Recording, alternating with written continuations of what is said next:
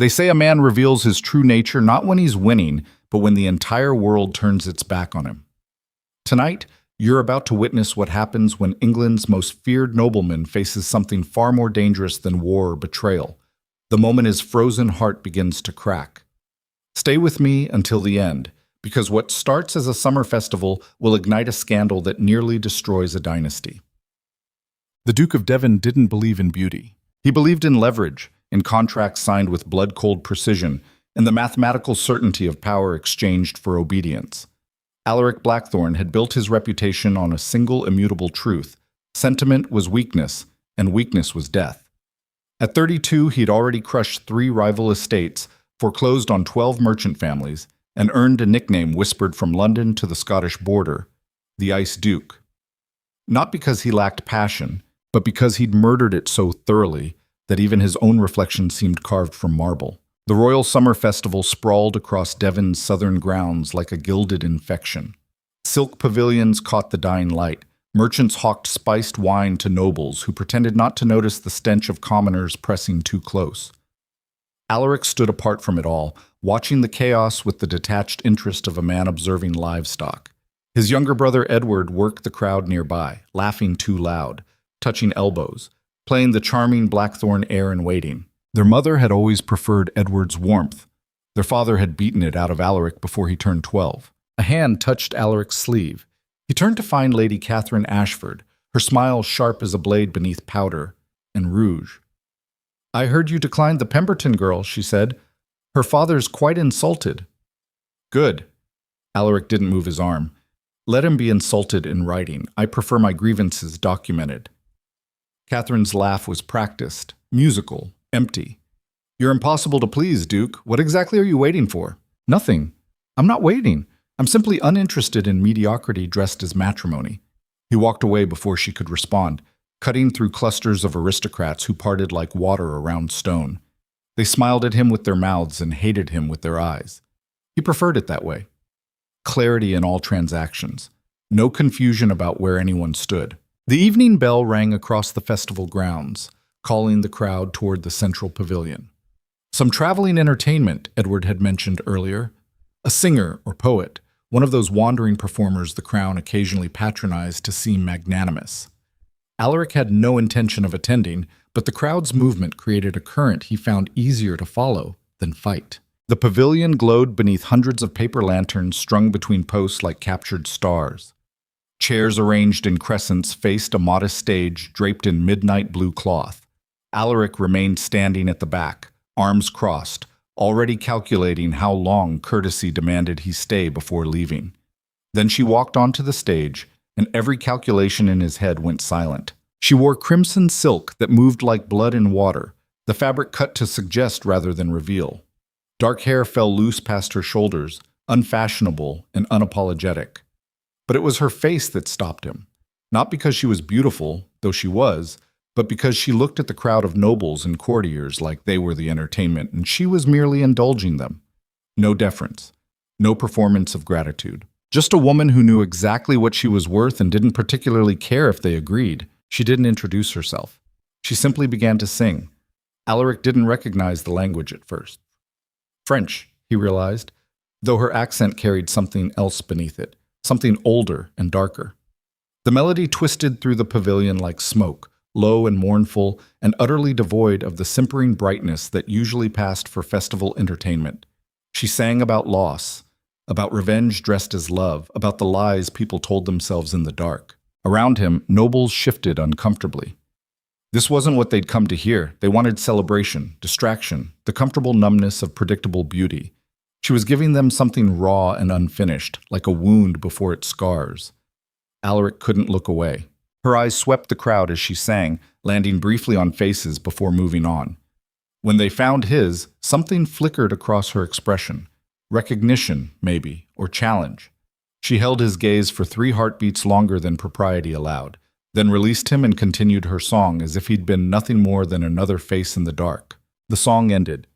Silence held for a moment, brittle as glass. Then polite applause rippled through the crowd, dutiful rather than enthusiastic. She bowed slightly, her expression unchanged, and left the stage with the same unceremonious directness she'd entered it. Alaric found himself moving before he'd made a conscious decision. He navigated through the dispersing crowd, ignoring attempts at conversation, focused entirely on reaching the small tent behind the stage where performers prepared. A festival attendant tried to stop him at the entrance. "This area is restricted, Your Grace." Alaric looked at him. The man stepped aside. The tent's interior smelled of crushed grass and lamp oil. She stood with her back to him, pouring wine into a wooden cup, still wearing the crimson silk that had mesmerized half of Devon. "That was deliberate," Alaric said. She turned, unsurprised to find him there. "Most things are. You chose a French song at an English royal festival. During a summer when tensions with France are already unstable, I chose a good song. If that makes people uncomfortable, perhaps they should examine why." He stepped closer. "You're either remarkably brave or remarkably stupid." She smiled then, and it was nothing like Catherine Ashford's practiced curve. It was genuine and slightly cruel. "I've been called both, usually by men who don't like being told no. I haven't asked you anything yet. Then perhaps you should start with your name before making assumptions about what I'll refuse." He felt something shift inside his chest, a sensation he hadn't experienced in so long he'd forgotten its name. Interest. Actual, unbidden interest in another human being. "Alaric Blackthorne," he said, "Duke of Devon. I know who you are. Everyone knows who you are. You're the one they call the Ice Duke because you reportedly made a tenant freeze to death rather than forgive a late rent payment." "That's not accurate," Alaric said. "The man froze because he spent his rent money on gin. I simply declined to subsidize his choices." "How compassionate of you. I'm not paid to be compassionate. I'm paid to maintain order. And does order require cruelty, or do you simply prefer it that way?" The question landed like a blade between his ribs. No one spoke to him like this. No one dared. He should have walked away, should have dismissed her as another provincial idealist confusing sentiment with strength. Instead, he moved closer, closing the distance between them until he could see the gold flecks in her dark eyes. "What's your name?" he asked again, quieter this time. "Serafina Vale." "Are you staying in Devon, Serafina Vale?" "That depends on whether Devon wants me to stay." "Devon doesn't care," Alaric said. "But I'm asking."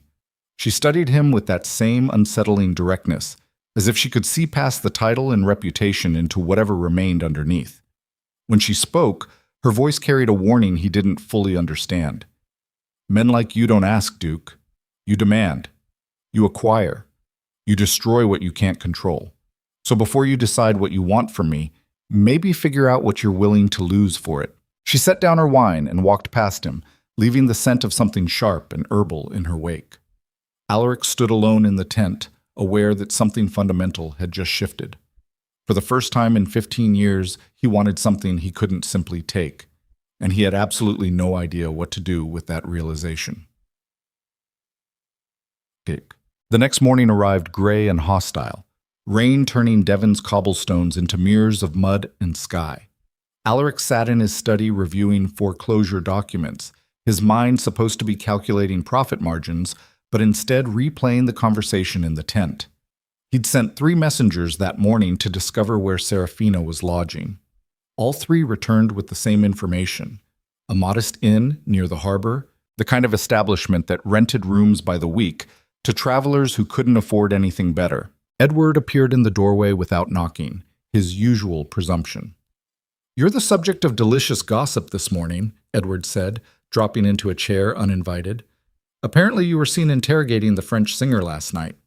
Mother's thrilled, naturally. She's convinced you've finally developed an interest in something other than ledgers and human suffering. Alaric didn't look up from his papers. "Your jealousy is showing." "I'm not jealous. I'm concerned." "That woman is trouble, Alaric. Beautiful trouble, I'll grant you, but trouble nonetheless. Half the court thinks she's a spy. The other half thinks she's nobility slumming for entertainment. Either way, she's not the kind of association that benefits the Blackthorne name. Since when do you care about the Blackthorne name?" Edward's expression hardened. "Since I realized I'll be inheriting the wreckage of whatever you destroy pursuing your latest obsession. You have no idea who she is, where she came from, or what she wants. But because she didn't immediately fall at your feet, you're fascinated. That's not interest, brother. That's ego." Alaric finally looked up, and Edward actually flinched at whatever he saw in his brother's eyes. "Get out," Alaric said quietly. Edward left. The door closed. Alaric returned to his documents, but the numbers refused to make sense. His brother was right about one thing. He knew nothing about Serafina Vale. In his world, information was power, and ignorance was inexcusable.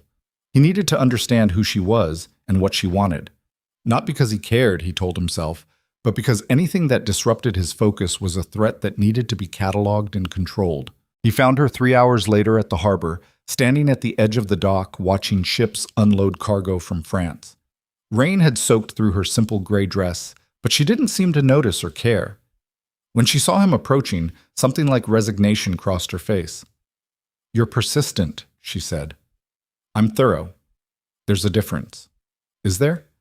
"Because from where I'm standing, they look remarkably similar." Alaric stopped beside her, close enough that their shoulders almost touched.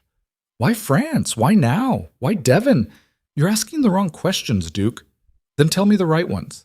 She turned to face him fully, rain dripping from her hair onto her collarbone. "Ask me why I really crossed the channel. Ask me what I'm looking for. Ask me why a woman with my voice is performing at provincial festivals instead of London opera houses." He met her challenge. "Why are you really here?" For a moment he thought she might answer. Instead, she smiled that cruel, genuine smile again. "You're not ready for that conversation yet. You still think this is about attraction or conquest or adding another acquisition to your collection. When you figure out it's none of those things, come find me again." She walked away, and this time Alaric let her go. Because she was right. He didn't understand what he wanted from her, and until he did, any pursuit would be blind and therefore dangerous. But as he stood alone on the dock, watching her disappear into Devon's rain-soaked streets, he felt something he hadn't experienced since childhood. The terrible, exhilarating awareness that he'd just encountered someone who might actually be capable of destroying him. The scandal started slowly, like fire catching on damp wood. First came the whispers. The Ice Duke had been seen at the harbor, alone with the traveling singer. Then the speculation. He'd visited her lodgings 3 times in 1 week. Finally, the outrage. He'd canceled a crucial trade meeting with London merchants to attend her evening performance at a local tavern. That last part was true. Alaric had indeed abandoned negotiations worth £10,000 to watch Serafina sing in a room that smelled of sweat and beer and unwashed bodies. She'd performed in English this time, songs about betrayal and revolution that made the tavern owner nervous and the working-class crowd roar with approval. Afterward, she'd sat with dock workers and seamstresses, drinking cheap wine and laughing at jokes Alaric couldn't hear from his corner table. She knew he was there. She never once looked at him. His mother summoned him the next morning. Lady Margaret Blackthorne received visitors in the east parlor, a room decorated with enough floral patterns to induce nausea and enough porcelain to rebuild a small cathedral. She didn't stand when Alaric entered, just gestured to the chair across from her with the same dismissive precision she'd used throughout his childhood. "This stops today," she said without preamble. "Whatever ridiculous infatuation you've developed for this vagrant performer ends immediately. You're embarrassing yourself and humiliating this family." "I'm attending public performances," Alaric said. "Hardly scandalous behavior. You're chasing a woman of no family, no standing, and extremely questionable origins. The Ashfords are laughing at us. The Pembertons have withdrawn their daughter from consideration entirely, and the Crown's representatives are asking pointed questions about your judgment. The Crown's representatives can ask whatever questions they like. My personal time is my own." Margaret's hand tightened on her teacup. "Your personal time belongs to this duchy, Alaric. Every decision you make reflects on the Blackthorne legacy. Your father understood that. Even Edward, for all his flaws, understands that. But you've always been selfish, haven't you? So desperate to prove you don't need anyone that you'll destroy everything just to maintain that fiction." The words landed exactly where she'd aimed them, in the old wound that never quite healed. Alaric stood, finishing the conversation before it could draw more blood. "If the Blackthorne legacy requires me to marry someone I despise and pretend to feel nothing, then perhaps it deserves destruction." He left before she could respond, aware that he'd just crossed a line he couldn't uncross. His mother would weaponize this. Edward would use it to position himself as the responsible heir. The entire aristocratic machinery would mobilize to crush whatever threat Serafina represented to their carefully ordered world. Good, Alaric thought. Let them try. Tekan. He found Serafina in the cathedral gardens that evening, sitting beneath an oak tree that had stood longer than any Blackthorn bloodline. She looked up as he approached, and for the first time he saw something like fatigue in her expression. "They're trying to destroy me," she said without greeting. "Your mother, the Ashfords, half the noble families in Devon. Apparently I'm a French spy, a fallen duchess, and a prostitute, depending on which version of the story you believe. Are you any of those things? Does it matter? The damage is done whether it's true or not." Alaric sat beside her, close enough that their hands almost touched on the grass. "It matters to me." "Why? Why would the Ice Duke of Devon care about a wandering singer's reputation?" She turned to look at him, and he saw tears she refused to let fall. "Because you're the first person in 15 years who looked at me like I was human instead of profitable. Because you called me selfish and cruel to my face instead of behind my back. Because when you sing, I remember what it felt like to feel anything at all. That's not a reason, Alaric. That's loneliness dressed as connection. Maybe, but it's the only honest thing I've felt since my father died." The words hung between them, too raw to take back. Serafina reached for his hand, her fingers cold and certain. "Then let me be honest too," she said. "I didn't come to Devon for you.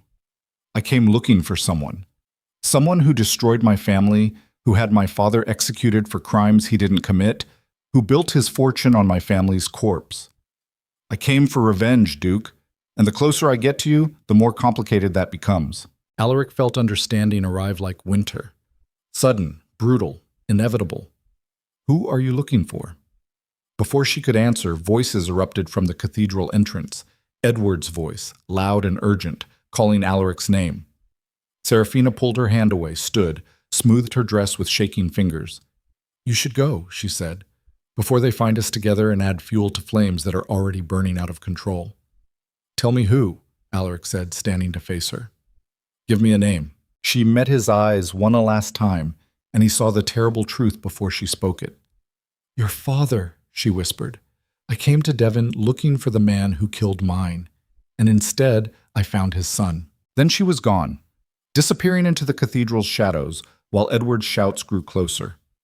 Alaric stood alone beneath the oak tree, understanding finally arriving like a blade between his ribs. The woman he'd started to care for was here to destroy everything he'd inherited, and somehow, impossibly, he couldn't bring himself to regret meeting her. What happens when the son of your enemy becomes the only person who sees you as human? Stay with me, because this story is just beginning, and the real battle hasn't even started yet. Edward found Alaric still standing beneath the oak tree, rain beginning to fall in cold, deliberate drops.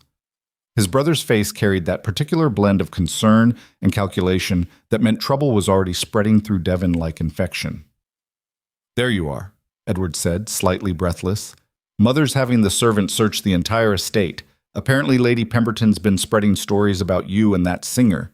Claims she saw you holding hands in the cathedral gardens." "Were you watching me, Edward? Don't be paranoid. Half of Devon was watching you. That's the problem. You can't sneeze without it becoming a political incident, and you're out here conducting romantic interludes with a woman nobody knows anything about." Alaric walked past his brother toward the estate, aware that every second of this conversation was wasted time. He needed to think, needed to process what Serafina had just revealed. His father. The man who'd beaten discipline into him with leather straps and cold silences. The man who'd built the Blackthorn fortune on foreclosures and strategic cruelties. That man had destroyed Serafina's family, which meant everything between them had been built on a foundation of blood and revenge. Edward followed, still talking. "I'm serious, Alaric. This has gone too far. The Crown's envoy arrived this afternoon asking pointed questions about French nationals in Devon. Do you understand what that means? They think she's a spy. And if they think she's a spy, then your association with her makes you either a traitor or an idiot." "Maybe I'm both," Alaric said without slowing his pace. "That's not funny. It wasn't meant to be." They reached the estate's main hall, where servants scattered like mice at their approach. Alaric headed directly for his study, Edward still trailing behind with the persistence of a debt collector. "Talk to me," Edward demanded, finally grabbing Alaric's arm. "What's happening to you? This isn't about attraction anymore. I can see it in your face. You look like Father did right before he destroyed the Ashford textile business. That obsessive focus that makes you dangerous. Alaric stopped, turned, and looked at his brother with enough cold precision that Edward's hand dropped away. Our father destroyed more than textile businesses. Did you know that? What are you talking about? The families he foreclosed on, the merchants he bankrupted, the competitors who mysteriously faced criminal charges right before crucial negotiations. Did you ever ask yourself how much of our fortune was built on other people's corpses?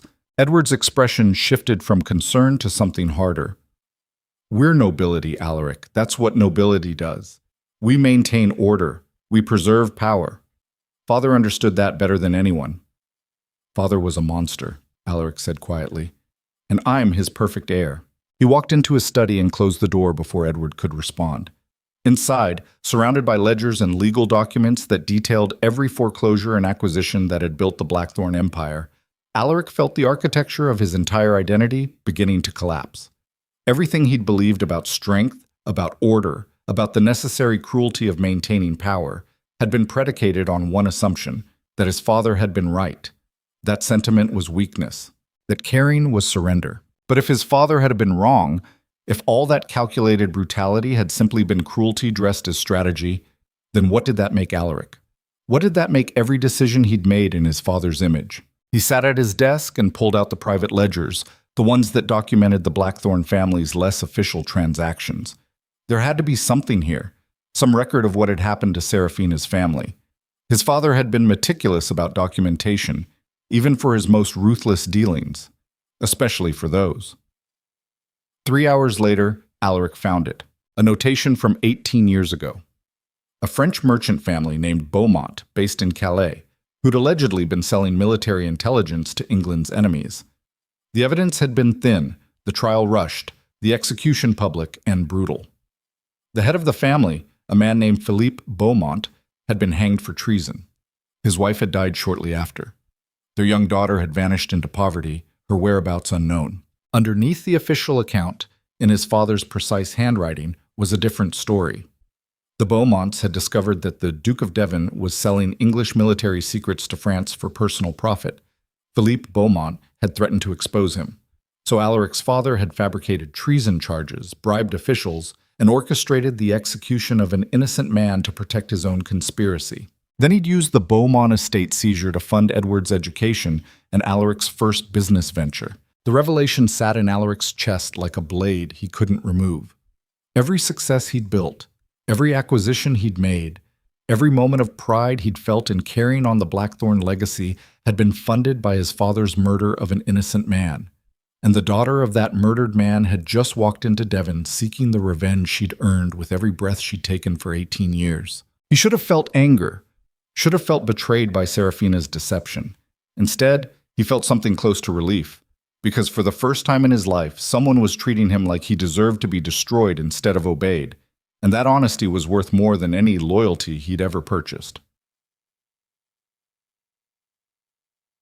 The royal envoy arrived at dawn, accompanied by 6 guards and a legal clerk who looked like he'd been specifically bred for delivering bad news. Alaric received them in the main hall, still wearing yesterday's clothes, aware he looked exactly like what he was, a man who'd been awake all night staring at evidence of his father's crimes. "Duke Blackthorn," the envoy began, his voice carrying the particular condescension reserved for nobility suspected of treason. "I'm here on behalf of His Majesty regarding a matter of national security." "How fortunate," Alaric said. "I was just thinking this morning lacked sufficient dramatic tension." The envoy didn't smile. "A woman named Serafina Vale has been performing throughout Devon for the past 3 weeks. We have reason to believe she's a French operative gathering intelligence for potential military action. We also have reports that you've been seen with her on multiple occasions in circumstances that suggest either romantic involvement or collaborative espionage. Those are dramatically different accusations, which is why I'm here to determine which is accurate. So I'll ask you directly, Duke Blackthorn. What is your relationship with Serafina Vale?" Alaric felt the weight of the question, understood all the ways this conversation could destroy him. If he claimed ignorance, they'd dismiss him as a fool seduced by a pretty spy. If he defended her, they'd assume he was complicit in whatever conspiracy they'd invented. If he told the truth about his father's crimes, he'd dismantle the Blackthorn reputation and likely face legal consequences himself. But the truth was also the only weapon he had against the machinery of lies his father had built. My relationship with Miss Vale is complicated, Alaric said carefully, but I can assure you she's not a spy. Your assurance means nothing without evidence, the envoy replied. Where is she currently lodging? I don't know. That's convenient. It's accurate. We're not exactly coordinating our schedules. The envoy stepped closer, and Alaric saw calculation replace condescension. The crown takes espionage very seriously, Duke, especially from France, especially now, and especially when it involves nobility, who should know better than to compromise national security for personal gratification. I'm authorized to arrest Miss Vale on sight and detain anyone who's aided her activities. So if there's anything you'd like to tell me about your father's historical dealings with French nationals, now would be an excellent time. The question landed like a punch. They knew. Someone had connected the same dots Alaric had found in those ledgers, which meant this wasn't just about Serafina. This was about dismantling whatever network of corruption his father had operated. Alaric made a decision that would have horrified the man he'd been 3 weeks ago. My father was selling military secrets to France for over a decade, he said flatly. He executed an innocent French merchant named Philippe Beaumont to cover his tracks. The evidence is in his private ledgers, which I'll surrender to the crown immediately. Serafina Vale is Philippe Beaumont's daughter. She came to Devon for revenge, not espionage. The silence that followed was absolute. Even the guards looked shocked. The envoy's expression cycled through disbelief, calculation, and something that might have been respect. You understand what you're confessing to, the envoy said slowly. Your father's crimes implicate your entire family. The Blackthorn estate could be seized. You could face charges as an accessory if you profited from his treason. I'm aware of the consequences, but I'm done protecting a legacy built on murder. And the girl? What happens to her? She deserves to face the man who destroyed her family. Since he's dead, I'm the closest substitute available. The envoy studied him for a long moment, then gestured to his clerk. Document everything the Duke just said. We'll need full access to those ledgers and a formal deposition. As for Miss Vale, she's to be located and brought in for questioning, not arrest, questioning. If the Duke's account is accurate, she's a victim, not a conspirator. After they left, Alaric stood alone in the hall, aware he'd just dismantled everything his father had built. The scandal would be catastrophic. The Crown would investigate every Blackthorn transaction for the past 30 years. Edward would inherit a fortune that might not survive the legal consequences. His mother would never forgive him. And somehow, none of that mattered as much as finding Serafina before the Crown soldiers did. Dick, he found her at the harbor again, standing in the same spot where they'd talked days ago. She didn't turn when he approached, just kept watching ships unload cargo with that same distant focus. They're looking for you, Alaric said. The Crown. They think you're a spy. I know. I saw the soldiers searching the inn this morning. I told them the truth. About my father. About your father. About everything. Now she did turn, and he saw something break across her face. Relief, maybe, or grief, or the terrible exhaustion that comes from carrying rage for too long. Why would you do that? She asked, her voice rough with emotion she wouldn't name. You had every reason to protect your family's reputation, to let me take the blame and disappear, because protecting that reputation would mean continuing the same cycle of lies and cruelty that destroyed your family in the first place. And I'm done being my father's son. Serafina laughed, but it came out jagged and broken. You think one confession makes you different from him? You think admitting the truth somehow absolves you of benefiting from his crimes for 30 years? No. I think it makes me guilty in ways I can't fix, but at least it's honest guilt instead of inherited pride. She moved closer, and he saw tears finally falling down her face, hot and furious. I came here to destroy you, Alaric. I spent 18 years planning how to dismantle everything the Blackthorn family built, and now you're doing it yourself, and I don't know whether to thank you or hate you for it. Hate me, Alaric said. It's cleaner than whatever this is. Is that what you want? For me to make this simple? I want you to tell me what happens next, because I just burned down my entire legacy for you, and I have no idea if that was noble or stupid or just another way of trying to control something I can't control. Serafina reached up and touched his face, her fingers cold and certain against his skin. What happens next is you face the consequences of being born into blood money. The Crown will investigate. Your family will fracture, society will crucify you, and I'll testify about everything your father did to mine, which means watching you lose everything you've ever known. And after that, I don't know. Maybe we both figure out who we are when we're not defined by what our fathers did to each other." Before he could respond, Edward's voice cut through the harbor noise. He stood 20 feet away, flanked by 3 men Alaric recognized as Blackthorn estate guards. "Step away from her," Edward called out. "Mother's filed a formal complaint with the magistrate. Claims she's been threatening the family." "That's a lie," Alaric said, not moving. "Is it? Because from where I'm standing, she's been systematically destroying our reputation since the moment she arrived in Devon. And now you've confessed to treason on her behalf. So either you're being manipulated by a very skilled operative or you've completely lost your mind." "Neither. I'm just finished pretending our family deserves protection." Edward's expression hardened into something Alaric had never seen on his brother's face before. Pure, calculating hatred. "You selfish bastard! You'd rather destroy everything father built than admit you might be wrong about this woman. Do you have any idea what you've done? The Crown's already seizing accounts. Our creditors are panicking. Half our tenants are refusing rent because they think the estate's about to collapse." "Good," Alaric said. "Let it collapse. It was built on corpses anyway." Edward moved fast, closing the distance and swinging before Alaric could block. The punch landed hard on Alaric's jaw, snapping his head sideways. He tasted blood, felt Serafina's hands on his arm trying to pull him back, but he'd already made his decision. He hit Edward back, harder than necessary, putting 30 years of buried resentment into the blow. His brother went down hard on the dock's wet boards. The guards moved forward, but Serafina stepped between them, her voice carrying enough command to stop them cold. "Touch him, and I'll testify that you assaulted a witness in a Crown investigation." "Is that what the Blackthorn family wants? More crimes piled on top of the ones you're already drowning in?" The guards hesitated. Edward pushed himself up, blood streaming from his nose, looking at Alaric with something close to wonder. "You hit me," Edward said, as if the concept was incomprehensible.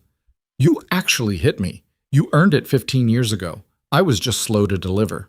Edward laughed, sharp and bitter. "This is who you really are, isn't it? Strip away the title and the money and the reputation, and you're just father with better words. A bully who thinks violence makes him righteous."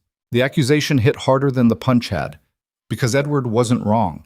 Every act of cruelty Alaric had committed, every foreclosure he'd executed without mercy, every time he'd used power to crush someone weaker, he told himself it was necessary, that it was strength, that it was what leadership required. But it had just been violence dressed as duty, just like his father, just like the system that had destroyed Serafina's family and 1,000 others. "You're right," Alaric said quietly. "I am just like father, but at least now I know it, and knowing is the first step toward becoming something different." He turned to Serafina, ignoring his brother and the guards and the gathering crowd of dock workers who'd stopped to watch Devon's nobility destroy itself in public. "Come with me to the Crown's investigation. Testify to everything. Let them tear apart every transaction, every lie, every crime my father committed. And then, when this is over, when there's nothing left of the Blackthorn legacy but rubble and regret, maybe we can figure out if there's anything worth building from the ruins." Serafina looked at him like she was seeing him for the first time. Not the Ice Duke. Not the heir to a corrupt fortune. Just a man who'd finally admitted he was exactly as broken as she'd always known. "All right," she said, "but understand this, Alaric. I'm not doing it for you. I'm doing it for every family your father destroyed. For every person who suffered so the Blackthorns could maintain their perfect reputation. This isn't redemption. This is reckoning." "I know," he said, "and I'll take it." The formal investigation began 3 days later in Devon's Crown Courthouse, a stone building that smelled of old wood and older injustices.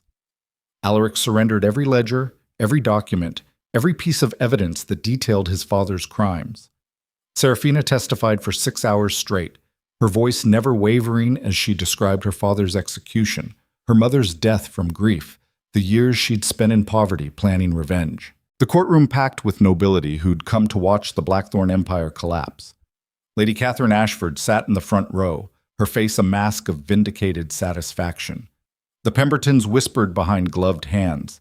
Even Lord Ashford himself attended, probably calculating how to profit from the Blackthorn estate's potential dissolution. Edward testified too, claiming ignorance of their father's crimes, but condemning Alaric's confession as theatrical self-destruction. Their mother refused to attend, sending a written statement that blamed Serafina entirely and suggested Alaric had been seduced into madness. On the fourth day, the magistrate delivered his preliminary findings. The evidence supported Serafina's account completely. The late Duke of Devon had indeed fabricated treason charges, executed an innocent man, and profited from both French bribery and the Beaumont estate seizure. The current Duke of Devon, while not directly complicit in those crimes, had benefited from their proceeds and was therefore subject to financial penalties and potential estate seizure pending further investigation.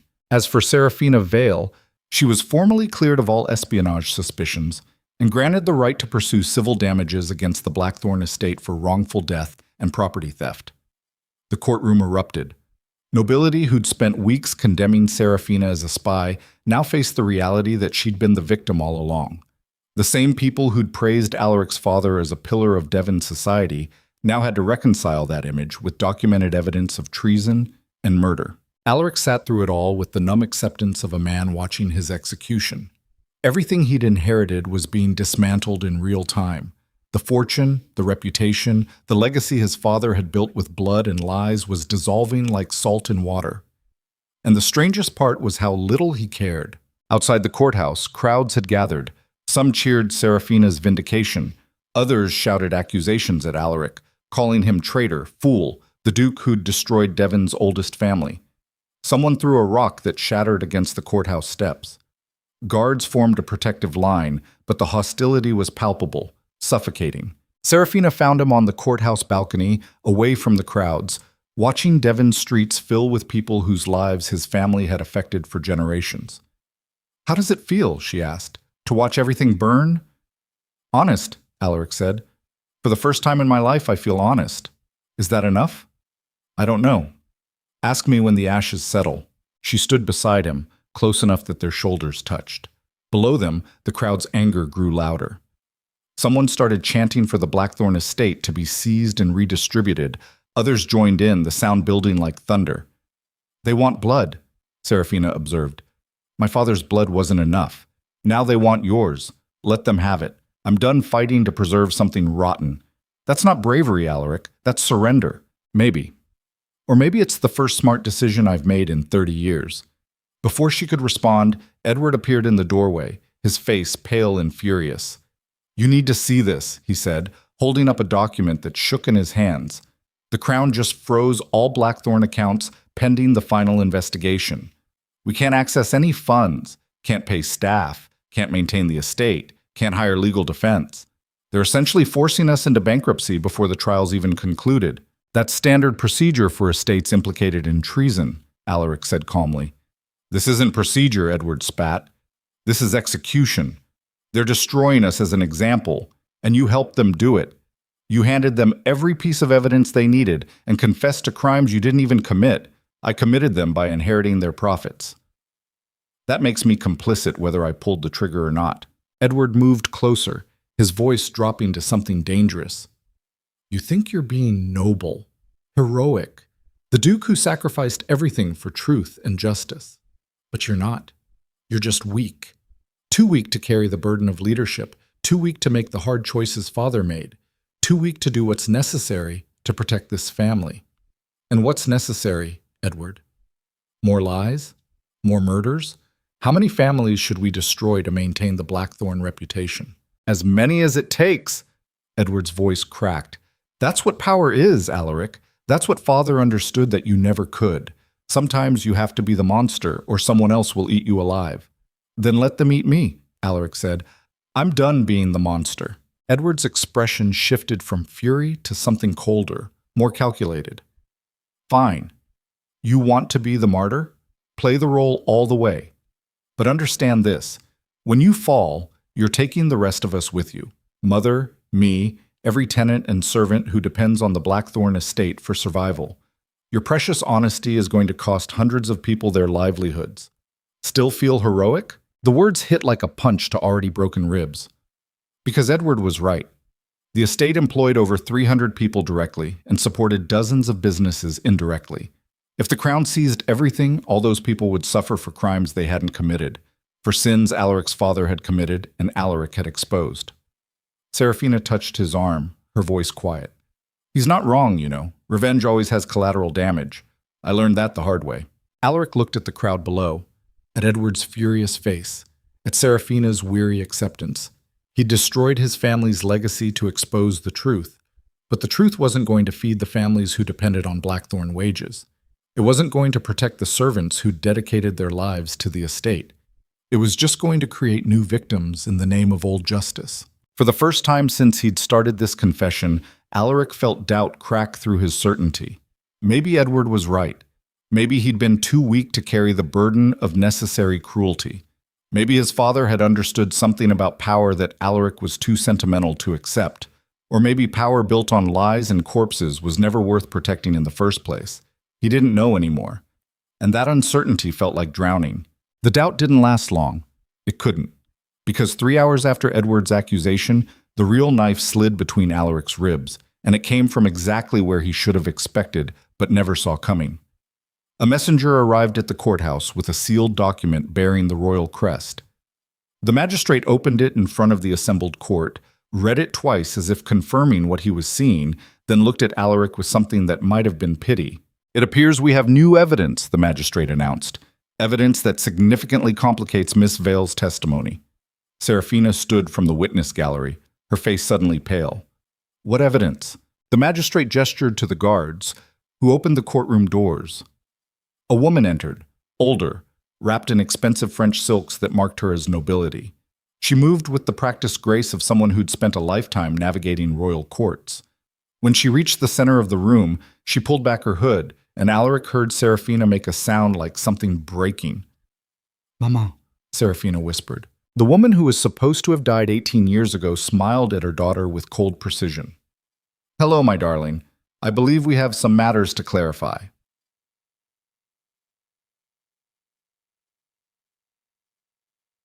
The courtroom exploded into chaos. Nobles shouted questions. The magistrate demanded order. Guards moved to secure the doors as if expecting violence. But Alaric only watched Serafina's face collapse into a mixture of shock and rage, and something that looked disturbingly like resignation. "You died," Serafina said, her voice raw. "They told me you died from grief after Father's execution. I buried an empty coffin because they wouldn't let me see your body." The woman, Marguerite Beaumont, moved closer to her daughter with the careful steps of a predator approaching wounded prey. "I did what was necessary to survive, Serafina, just as you've been doing for 18 years. The difference is, I was smarter about it." "What is this?" Alaric demanded, finding his voice. "What's happening?" Marguerite turned to him, and her resemblance to Serafina was unmistakable. The same dark eyes, the same cruel smile, but sharpened by decades of whatever she'd been doing since faking her death. "This, Duke Blackthorn, is justice catching up to all of us. You see, my daughter came to Devon believing she was avenging her father's murder. And she was, in a way. But she didn't know the complete story. She didn't know that her father was actually guilty of selling military secrets to France. She didn't know that I was his partner in that enterprise. And she certainly didn't know that your father's execution of Philippe Beaumont, while brutal and politically motivated, was also technically justified."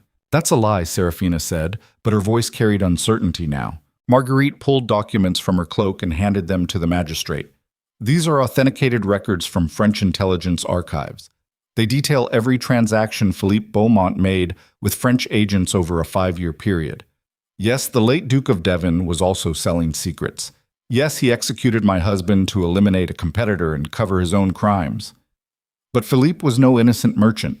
He was a spy, and a profitable one." The magistrate examined the documents, his expression darkening with each page. "These appear legitimate. Where did you obtain them?"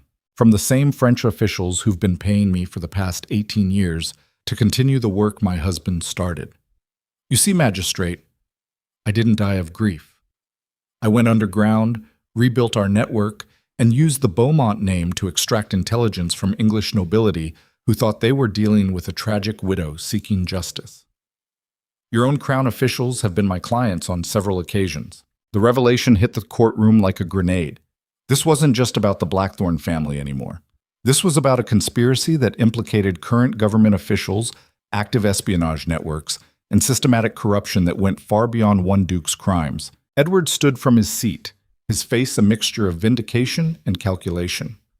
So the French spy we accused her of being was actually her mother? And this entire trial has been built on lies told by a woman seeking revenge for crimes her father actually committed? Not entirely, Marguerite corrected. My daughter genuinely believed Philippe was innocent. I made sure she believed that. It gave her the righteous fury necessary to infiltrate Devon society and get close to the Blackthorn heir. What I didn't anticipate was her actually developing feelings for the target.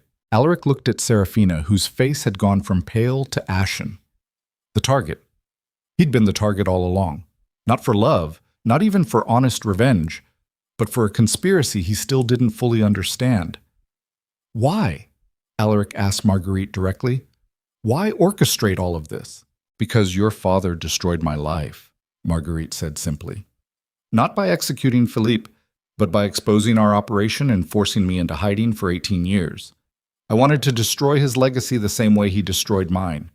So I sent my daughter, armed with half-truths and righteous anger, to seduce his son into confessing everything, to dismantle the Blackthorn Empire from the inside, using the one weapon your family never developed immunity against, genuine human emotion. She'd done it.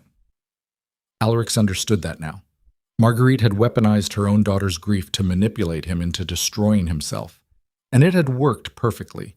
He'd confessed to crimes, surrendered evidence, burned down his family's reputation, all because he'd believed Serafina was an innocent victim seeking justified revenge. But there were no innocent victims in this story, just varying degrees of guilt and manipulation. Serafina, Alaric said quietly, look at me. She didn't. She kept staring at her mother with an expression that cycled between betrayal and rage, and something that looked disturbingly like understanding. Did you know? Alaric asked. Any of it? No, Serafina whispered, but I should have. I should have questioned why I could never find records of Father's trial, why the evidence against him was always vague, why Mother's death was never properly documented. I didn't want to know the truth because the lie was easier to carry. The magistrate cleared his throat, drawing attention back to the legal proceedings that were rapidly spiraling beyond anyone's control. Given these revelations, I'm suspending the investigation pending verification of these French documents. Miss Vale, you're to be detained for questioning regarding potential espionage activities. Madame Beaumont, you're under arrest for admitted treason. Duke Blackthorn. Your previous confession is now under review given the questionable reliability of the primary witness. Wait, Edward interjected. You're saying my brother might not face consequences after all? After he confessed? After he destroyed our family's reputation based on this woman's lies? The legal consequences are still being determined, the magistrate replied. But it's possible the Crown will view him as a victim of manipulation rather than a willing conspirator. Alaric laughed then, sharp and bitter. A victim. That's what they'd make him. Not a man who'd chosen truth over legacy, not someone who'd tried to break the cycle of inherited cruelty, just another victim manipulated by a woman with an agenda. It was almost worse than being guilty. I want to testify again, Alaric said, on record. Regardless of what Miss Vale knew or didn't know, regardless of her mother's conspiracy, the evidence I provided about my father's crimes is still accurate. He did execute Philippe Beaumont to cover his own espionage. He did profit from that execution. And I did inherit wealth built on that crime. That makes me complicit, and I stand by my confession. Your Grace, the magistrate said carefully, you're not required to incriminate yourself further. I'm not incriminating myself.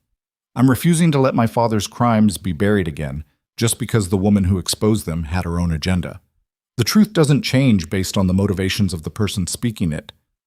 Edward made a sound of pure frustration. You're unbelievable. Even now, even when you've been given an escape route, you're still trying to destroy us. I'm trying to stop being him, Alaric shot back. Stop being the man who valued reputation over reality, power over principle, legacy over actual human lives. If that destroys the Blackthorn name, then it deserved destruction. Before Edward could respond, Serafina finally spoke, her voice carrying across the courtroom with unexpected strength. He's right. Everything Alaric confessed about his father is true.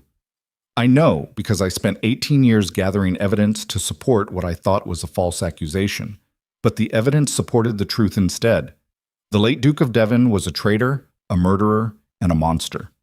The fact that my father was also guilty doesn't absolve his crimes. Marguerite looked at her daughter with something close to disappointment.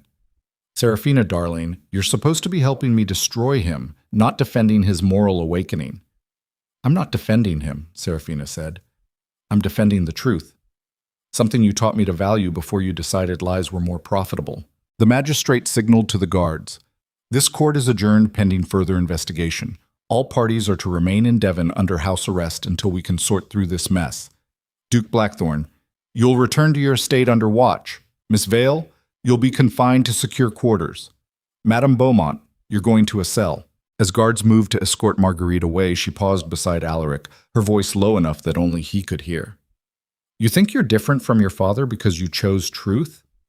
You're not. You're just weaker. He understood that power requires ruthlessness, that empires are built on calculated cruelty, and that sentiment is the fastest path to destruction. You'll learn that lesson soon enough. Probably when the people you're trying to protect turn on you for failing to protect them. She was led away before he could respond, but her words echoed in his skull with the weight of prophecy. Atog. The estate felt like a tomb when Alaric returned. Servants moved through halls with the quiet efficiency of people preparing for funerals. His mother refused to see him, sending word through a maid that she was too devastated by his betrayal to speak.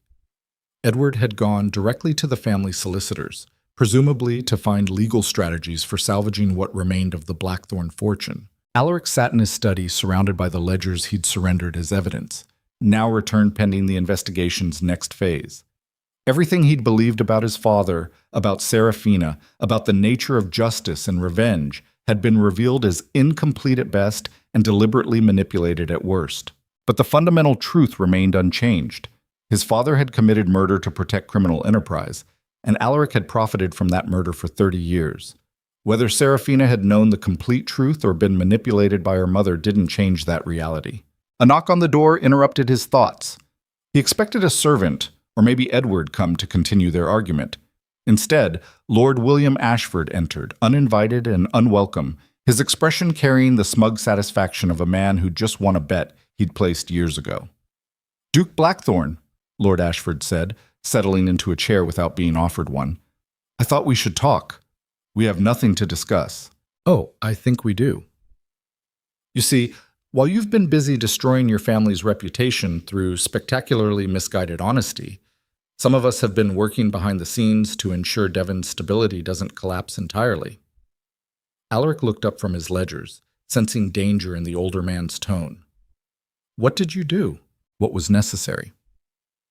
Your father and I had an understanding, you see. We didn't always agree on methods, but we both recognized that maintaining aristocratic power sometimes requires uncomfortable alliances. So when I learned about his French dealings years ago, I didn't expose him. I joined him. Quietly, carefully, profitably. You're confessing to treason. I'm confessing to pragmatism. And here's what you're going to understand very quickly, young Duke. The Crown already knows about my involvement. They've known for years. The difference is, I provide them with valuable intelligence that your father never bothered to share. I'm useful to them in ways that make my indiscretions forgivable. You, on the other hand, have made yourself spectacularly useless by confessing to everything without negotiating for immunity or protection. What do you want, Ashford? I want you to understand your position. The Crown is going to offer you a choice. You can continue this noble crusade of yours, face full prosecution for profiting from your father's crimes, watch the Blackthorn estate be seized and distributed, and become a cautionary tale about the dangers of excessive honesty. Or you can accept a quieter resolution, plead ignorance, claim you were manipulated by the Frenchwoman, agree to certain financial penalties and political limitations, and preserve enough of your family's wealth to keep your tenants employed and your legacy intact. That's not justice. Justice is a luxury afforded to people who can survive its consequences. Your servants can't. Your tenants can't. The merchants who depend on Blackthorn contracts can't. You're so focused on your own moral clarity that you've forgotten you're not the only person who will suffer when the Crown dismantles everything your family built. The argument landed exactly where Alaric's doubt had been growing, because Ashford wasn't wrong about the collateral damage. 300 people worked for the Blackthorn estate directly. Hundreds more depended on the economic ecosystem the estate supported. If the crown seized everything, all those people would pay the price for crimes they hadn't committed. But accepting Ashford's deal would mean protecting the same system of corruption that had destroyed Serafina's family. It would mean choosing expedient survival over earned consequences. It would mean becoming exactly what his father had been, a nobleman who valued stability over justice and power over principle. "I need time to think," Alaric said. "You have until morning. After that, the crown's offer expires and you face full prosecution. Choose wisely, Duke. Because this time, your choice doesn't just affect you.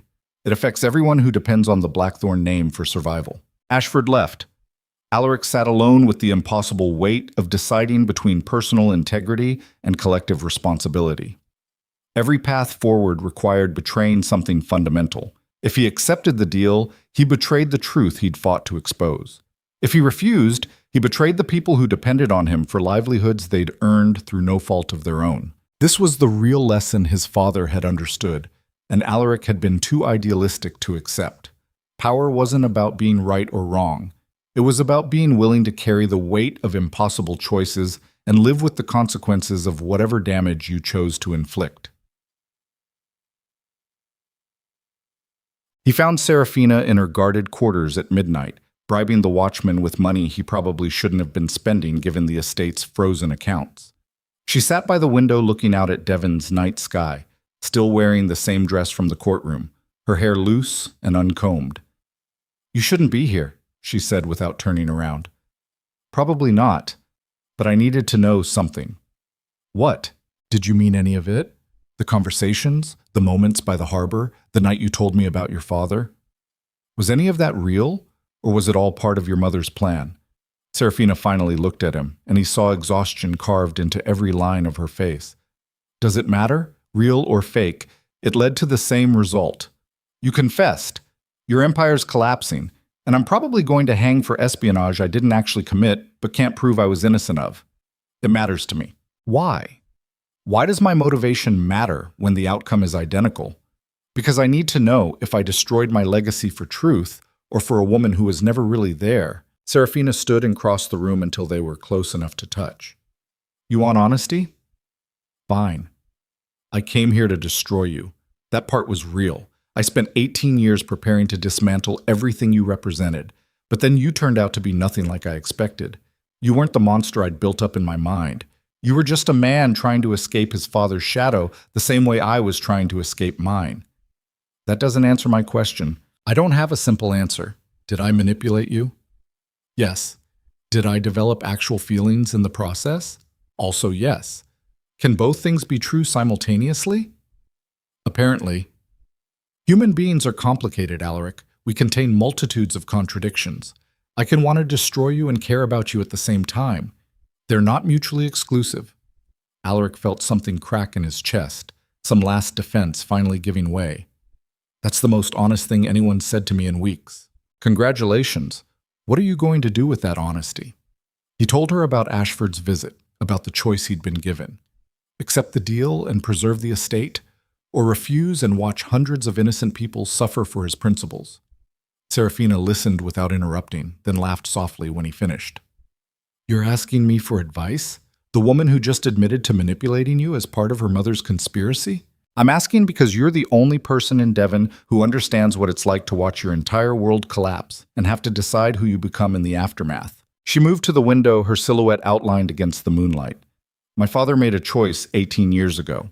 He chose profit over loyalty, greed over integrity. It destroyed our family. Your father made a similar choice.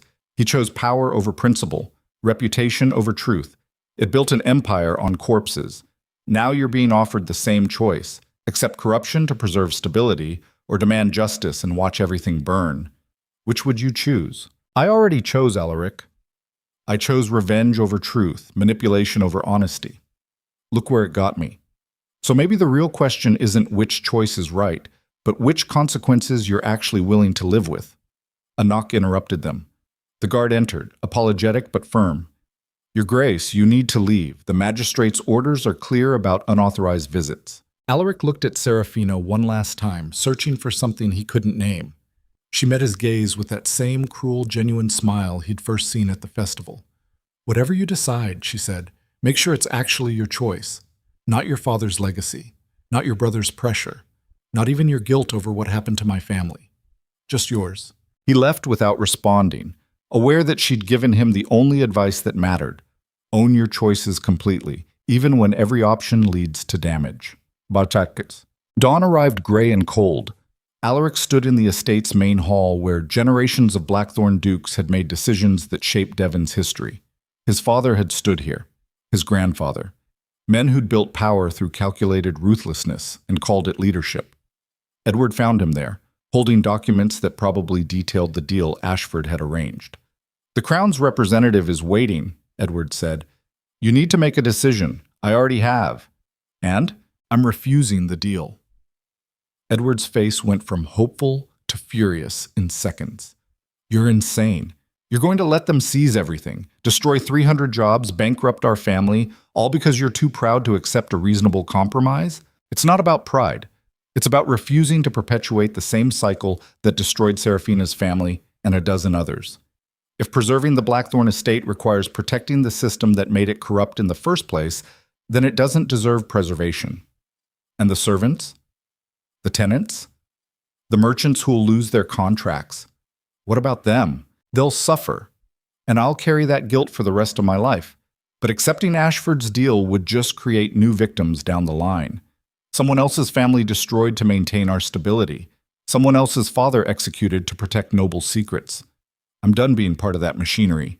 Edward threw the documents at Alaric's feet. You're not being noble, you're being selfish. You're choosing your own moral clarity over actual human welfare. That's not heroism, that's cowardice dressed as principle. Maybe. Or maybe it's the only way to break a cycle that's been running for generations. Either way, it's my choice to make. No, it's not. Not anymore. Edward pulled a second set of documents from his jacket, and Alaric felt understanding arrive like ice water. You didn't. I petitioned the Crown to declare you mentally unfit to manage the estate. Cited your erratic behavior, your confession under emotional duress, your relationship with a known French operative. They granted a temporary conservatorship this morning. I'm now the acting Duke of Devon, and I'm accepting Ashford's deal. The betrayal was almost beautiful in its completeness. His own brother, the man he'd protected and supported despite their differences, had just executed a legal coup to prevent Alaric from destroying the family legacy. You can't do this, Alaric said, but even he heard the weakness in the statement. I already did. And before you consider fighting it, understand that the alternative is full prosecution, asset seizure, and probably prison time for you personally. At least this way the estate survives and you're merely sidelined instead of imprisoned. Alaric looked at his brother and saw their father's pragmatism staring back. Edward had learned the lesson Alaric had refused. Power required ruthlessness, and sentiment was a luxury that led to destruction. In trying to break free from his father's shadow, Alaric had left space for Edward to step directly into it. The irony would have been funny if it wasn't so completely devastating. You'll regret this, Alaric said quietly. Not today, maybe not for years, but eventually you'll understand that some compromises cost more than they preserve. I'll take that risk, because unlike you, I actually care about the people who depend on this family more than I care about my own conscience. Edward walked away, leaving Alaric alone in the hall where generations of Blackthorn dukes had made terrible choices and called them necessary. The estate would survive. The servants would keep their jobs. The system would perpetuate. And Alaric would become a footnote in Blackthorn history. The Duke who briefly tried to introduce honesty into a legacy built on lies, only to be removed when that honesty threatened stability. He'd failed. Completely, spectacularly, irreversibly failed to change anything. But as he stood there, stripped of title and power and the ability to affect anything beyond his own choices, Alaric realized something fundamental had shifted. He was no longer the Ice Duke, no longer the heir to a corrupt empire, no longer bound by the weight of inherited expectations. He was just a man who'd tried to be better than his father and failed, but who'd at least failed on his own terms. And maybe that was the only victory that ever really mattered. The next evening, Under guard and stripped of authority, Alaric was escorted to a small room in the courthouse where Serafina waited under similar circumstances.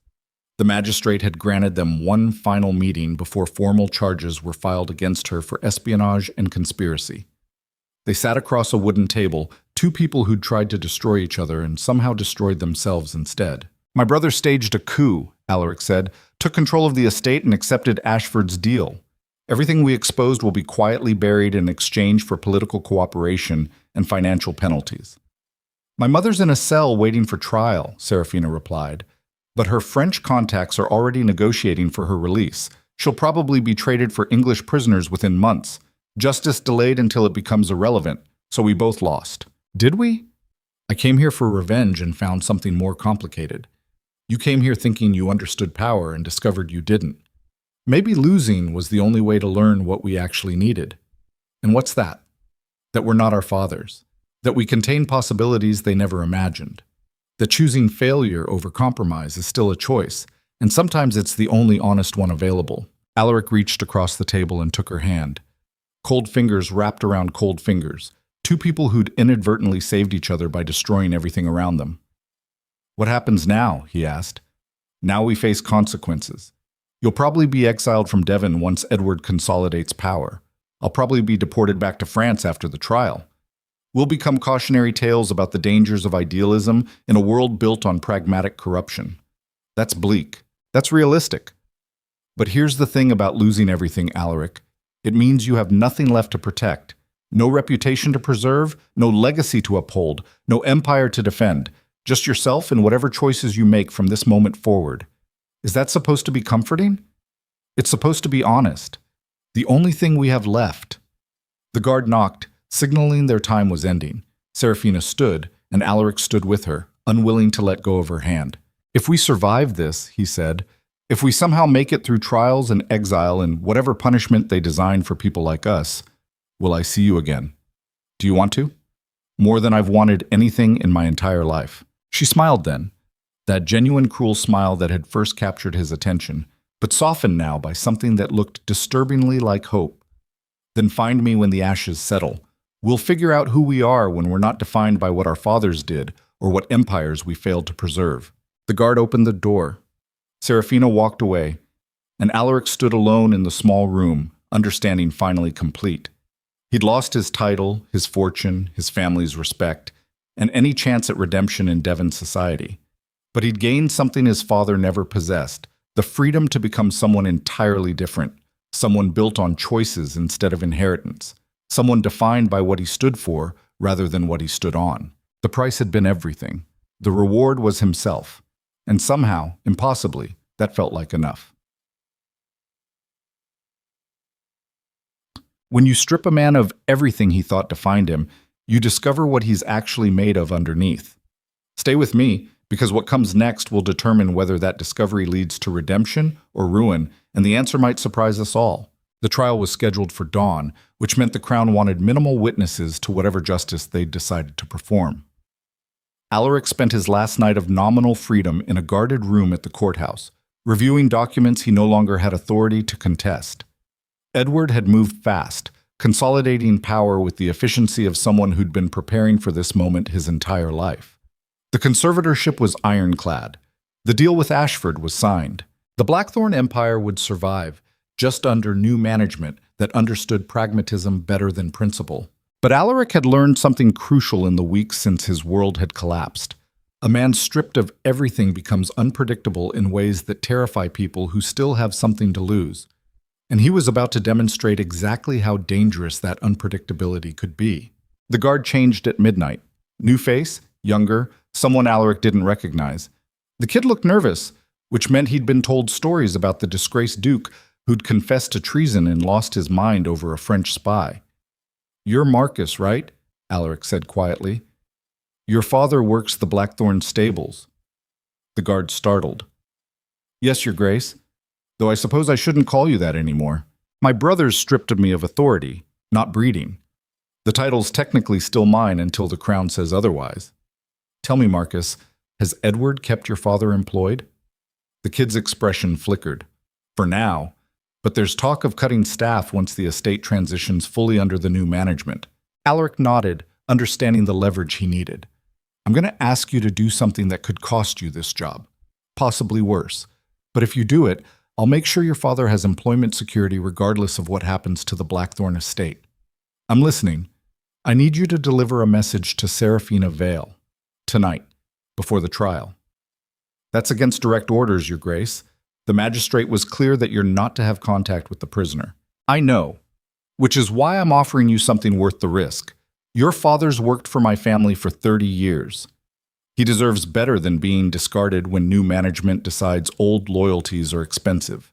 Help me, and I'll ensure he's protected. The guard looked at him for a long moment, calculating risk against reward the way people always did when power shifted and old certainties dissolved. Finally, he nodded. What's the message? Tell her the game isn't over. Tell her I'm not accepting defeat, exile, or whatever comfortable ending they've designed for us. And tell her to be ready when the trial starts because I'm about to do something spectacularly stupid that will either save us both or destroy us completely. Marcus left. Alaric sat alone with the weight of what he was about to attempt, aware that once he crossed this line, there would be no walking it back, no claiming temporary insanity or emotional distress. This would be deliberate, calculated rebellion against every power structure that had shaped his entire existence. His father would have called it suicide. Edward would call it proof of mental instability. The Crown would call it treason. Alaric called it the only honest choice remaining. The courtroom filled before dawn with faces Alaric recognized from weeks of scandal and revelation. Lord Ashford sat in the front row, satisfaction radiating from him like heat. Lady Catherine positioned herself strategically where the Crown's representatives could see her apparent distress over the fallen Duke.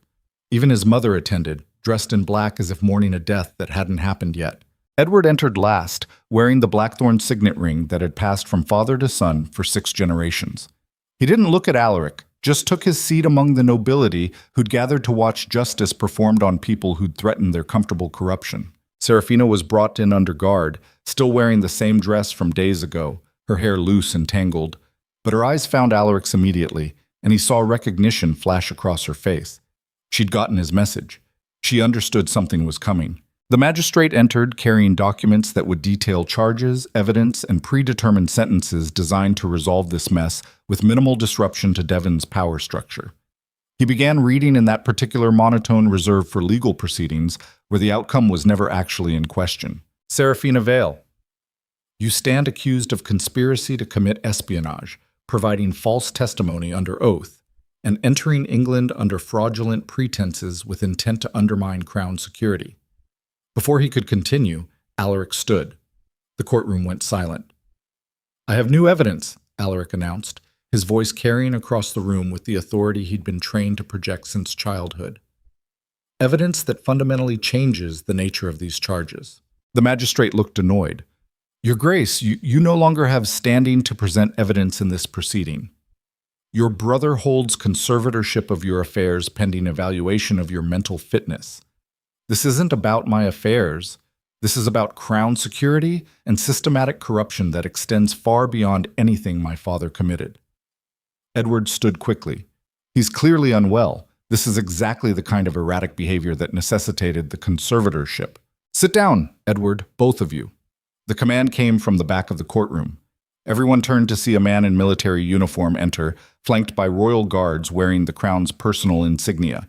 He moved with the precise authority of someone accustomed to being obeyed without question. Colonel Benjamin Thorne, he introduced himself. Crown Intelligence. I'm here to assume jurisdiction over this case under emergency protocols. The magistrate paled. Colonel, I wasn't informed of any Crown intervention. You are now. Everyone else, sit. Duke Blackthorn, you mentioned new evidence. Present it. Alaric pulled documents from inside his jacket. The same papers he'd spent all night memorizing because there would be no second chance at this. Over the past 3 weeks, I've been conducting my own investigation into the network of corruption my father operated. Not just his crimes, but his collaborators, his clients, his entire apparatus of treason dressed as aristocratic privilege. He handed the documents to Colonel Thorne, aware that every eye in the courtroom was now locked on this exchange. The colonel read quickly, his expression darkening with each page. These are authenticated financial records, Alaric continued, showing systematic payments from French intelligence to over 30 English nobles currently serving in government positions. Lord Ashford's name appears 87 times. My brother Edward's name appears 12 times, all within the last 6 months. The courtroom exploded. Edward shot to his feet, face going from confident to panicked in seconds. That's fabricated. He's lying to save the French spy. I'm not lying. And I can prove it because every transaction listed in those documents corresponds to military intelligence that was subsequently compromised. Ship movements that became ambush sites. Troop deployments that led directly to French strategic advantages. Supply routes that were mysteriously raided before they reached their destinations. Ashford stood, his voice sharp with barely controlled fury. This is absurd. You're a disgraced duke facing exile, making desperate accusations against respected peers. Alaric turned to face him directly. I'm a man with nothing left to lose, calling out the exact corruption you tried to recruit me into. You offered me a deal, remember? Accept the quiet resolution, protect the system, become complicit in the machinery that's been selling English lives to France for profit. I declined. So now I'm exposing every transaction, every collaborator, every noble in this room who profited from treason while hiding behind titles and tradition. Colonel Thorne finished reading and looked up at the assembled nobility with cold precision. These allegations, if proven accurate, constitute the largest intelligence breach in English history. Every person named in these documents will be detained pending investigation. You can't do this, Edward said, his voice cracking. I'm the Duke of Devon. I have conservatorship legally granted by the Crown. The Crown just revoked it. Guards, detain Lord Edward Blackthorne and Lord William Ashford. The rest of you remain seated. Anyone who attempts to leave this courtroom will be arrested for obstruction. Chaos erupted as guards moved to secure the accused nobles. Edward tried to run but was caught before he reached the door. Ashford stood frozen, probably calculating whether confession or denial would serve him better. Around the room, other nobles whose names appeared in Alaric's evidence began shouting about rights and procedures and due process that they'd systematically denied to everyone beneath them. Alaric watched it all with the detached calm of someone who'd just burned down the entire structure he'd been born into. This was complete destruction, not just of the Blackthorne legacy, but of the aristocratic machinery that had protected corruption for generations. Every noble family in Devon would be investigated, every transaction scrutinized. The social order they'd maintained through calculated cruelty and mutual protection was dissolving in real time. And he'd done it deliberately, knowing exactly what it would cost. Colonel Thorne approached him, voice low enough that only Alaric could hear. You understand you just declared war on every power structure in England. They'll destroy you for this. Find ways to discredit the evidence, attack your credibility, make you wish you'd accepted their comfortable exile. I know. But I'm done accepting comfort purchased with other people's suffering. The colonel studied him for a moment, then something like respect crossed his features. Your father sold secrets for profit. You're exposing them for principle. The Crown will remember the difference. He turned to Serafina, still standing under guard, but watching Alaric with an expression that cycled between shock and something that looked disturbingly like pride. Miss Vale, given these revelations, your charges are suspended pending review. You're free to go, though I'd recommend staying in Devon until we sort through this mess. She nodded, unable to speak, her eyes never leaving Alaric's face. Walks. The courthouse emptied slowly as guards processed arrests and secured evidence. Nobles who'd come to watch justice performed on others found themselves facing interrogation about their own transactions. The social hierarchy of Devon was collapsing like a structure whose foundation had been revealed as rot and lies. Alaric stood in the main hall as people filed past, some glaring with pure hatred, others looking away as if refusing to acknowledge his existence could somehow protect them from association. His mother passed without a word, her face a mask of controlled devastation. Edward was led away in restraints, shouting about betrayal and family loyalty and everything Alaric had supposedly destroyed. Serafina found him there, still surrounded by guards, but no longer under arrest. She stopped a few feet away, and for a long moment neither spoke. You destroyed them, she finally said. All of them. Your brother, your family's allies, the entire power structure that protected your father's legacy. I destroyed a system that deserved destruction. There's a difference. Is there? Because from where I'm standing, You just proved you're capable of the same ruthless calculation your father used. You manipulated information, withheld evidence until it would cause maximum damage, and sacrificed your own family to achieve a strategic objective. That sounds remarkably familiar. The accusation landed hard because it wasn't entirely wrong. Alaric had used every tool his father had taught him about power and leverage and strategic betrayal. The difference was the target and the motivation, but the methods were disturbingly similar. Maybe, Alaric admitted, maybe I am my father's son in ways I'd rather not acknowledge. But at least this time the casualties deserved what they got. And the servants who'll lose jobs when the estates are seized, the merchants who'll lose contracts, the families who depend on those corrupt nobles for survival, do they deserve the collateral damage? No. But they deserved the truth more than they deserved comfortable lies.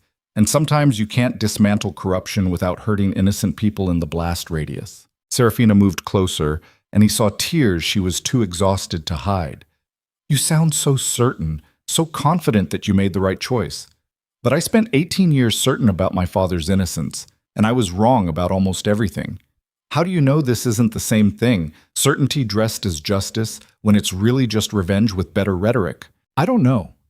Maybe in 5 years I'll look back on this moment and realize I destroyed everything for nothing. That the system I dismantled gets rebuilt by people even worse than the ones I exposed.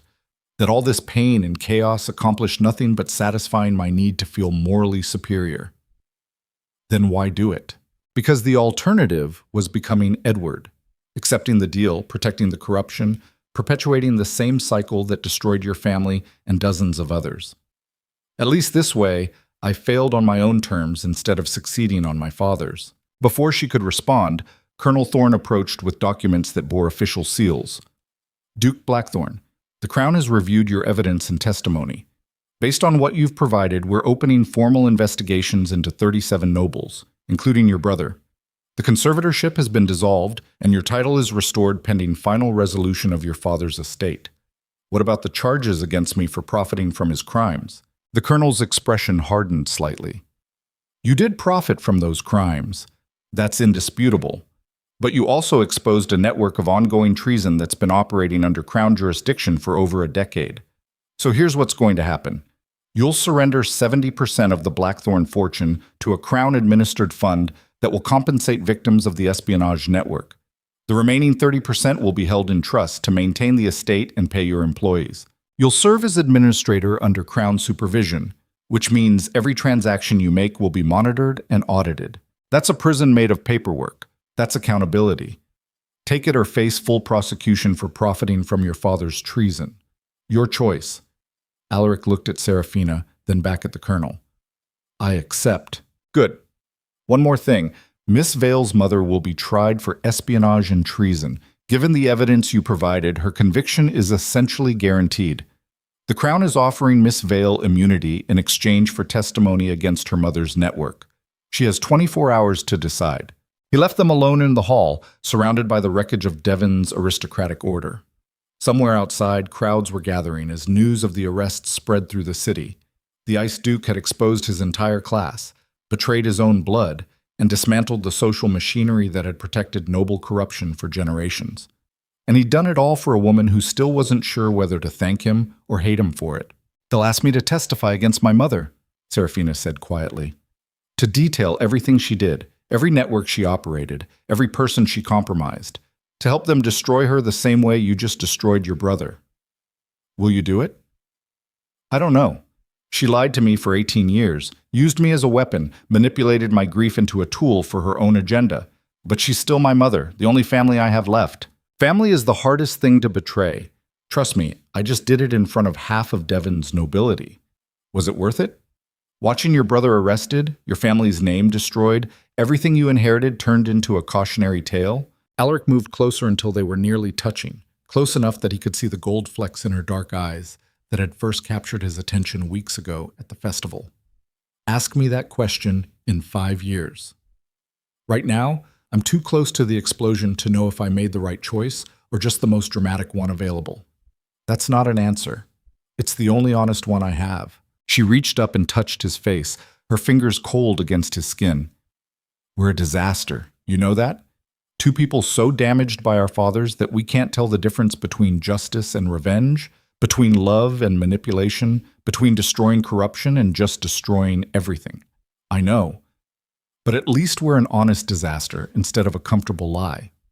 Is that enough? It's all we have. Outside, the crowds grew louder. Calls for arrests, for transparency, for accountability that had been denied for generations. The social order was fracturing, and Alaric had deliberately cracked the foundation. Whatever came next would be chaos, probably violence, certainly suffering for people who'd done nothing wrong except be born into a corrupt system. But it would also be truth. Raw, ugly, uncomfortable truth that couldn't be buried anymore under aristocratic manners and inherited privilege. Colonel Thorne reappeared in the doorway, his expression grim. Duke Blackthorne, we have a situation. Lord Ashford's private guards are gathering outside the courthouse. Apparently he's claiming illegal arrest and demanding release. The crowd's getting hostile. We need to move you both to secure locations before this turns into a riot. How many guards does Ashford have? At least 40 armed men. They're blocking the main entrance and demanding we release their employer. Alaric felt calculation click into place. The same strategic thinking his father had taught him, but applied to a different objective. If you release Ashford now, he'll flee. Probably to France, where his contacts can protect him. Every noble you arrested today will use this as precedent to claim illegal detention and escape prosecution. So what do you suggest? I suggest you let me talk to them. Absolutely not. You're a civilian with no authority over Crown military operations. I'm the Duke of Devon addressing men who've worked for Devon families their entire lives. They know me. They respect the title even if they hate what I just did. Give me 5 minutes to make this right, or this courthouse becomes a battlefield and people die for protecting corruption that's already exposed. The colonel looked like he wanted to refuse, but practical calculation won out over protocol. 5 minutes. You don't calm them down. We're using force to clear the entrance. Alaric turned to Serafina. Stay here. If this goes badly, testify against your mother. Trade her network for your freedom and get as far from Devon as possible. What about you? He smiled, and it was genuine despite the fear running through his veins. I'm about to find out if being stripped of everything makes me brave or just suicidal. The courthouse steps were packed with armed men wearing Ashford livery mixed with guards from other arrested nobles. Behind them, a crowd of common citizens had gathered, drawn by the chaos and hungry for whatever violence might erupt. Alaric walked through the courthouse doors alone, deliberately unarmed, wearing clothes that still bore traces of blood from Edward's earlier punch. The crowd went silent when they recognized him. Most of you have worked for Devon families your entire lives, Alaric began, his voice carrying across the square with practiced authority. Your fathers worked for our fathers. Your grandfathers worked for our grandfathers. You've been taught that loyalty to nobility is loyalty to Devon itself. Someone in the crowd shouted agreement. Others remained silent, watching. I'm here to tell you that's a lie. The nobles you're defending, the men you're prepared to fight for, they've been selling English military secrets to France for over a decade. They've been profiting from treason while you risked your lives protecting estates built on blood money. That's slander, someone shouted. You're a traitor trying to save your French whore. Maybe. Or maybe I'm the only noble in Devon willing to admit what we've all known for years.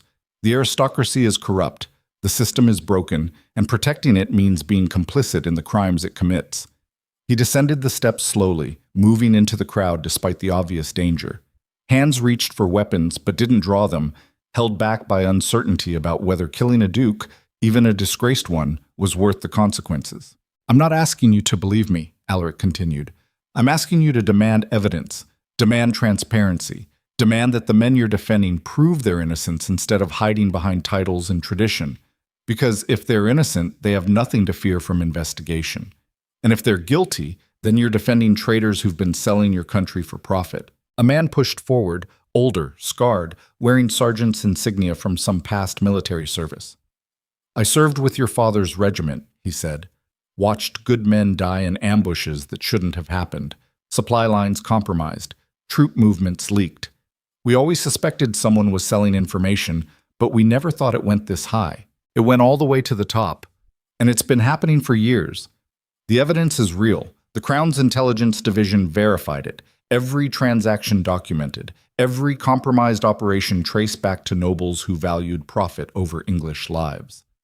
The sergeant looked at the other guards, then back at Alaric. You're asking us to betray men we've served for decades. I'm asking you to serve England instead of serving corruption. There's a difference. The crowd shifted, anger redirecting from Alaric toward the uncertainty of everything they'd believed about duty and loyalty and the natural order of power. Ashford's guards, sensing the momentum changing, began backing toward their employer's position. Then Lord Ashford himself appeared at a window above the square, his voice carrying with practiced arrogance. Don't listen to him. He's a disgrace to his title, manipulated by a French operative, mentally unstable. The Crown will clear my name within days, and when they do, I'll remember everyone who abandoned their posts. Will you remember the soldiers who died because you sold their positions to France? Alaric shouted back. Will you remember the families destroyed when supply convoys were ambushed using intelligence you provided? Or do those casualties not matter as long as your bank account stayed full? Ashford's face went red. You have no proof. I have 87 documented transactions. I have testimony from your own accountants. I have military records that match your payments to compromised operations down to the week. You're guilty, Ashford, and everyone here knows it. The sergeant made a decision. He turned to Ashford's guards and spoke with the authority of someone who'd earned respect through action rather than inheritance. Stand down. Let the Crown's investigation proceed. If Lord Ashford is innocent, he'll be cleared. If he's guilty, we're not dying to protect a traitor. One by one, the guards lowered their weapons.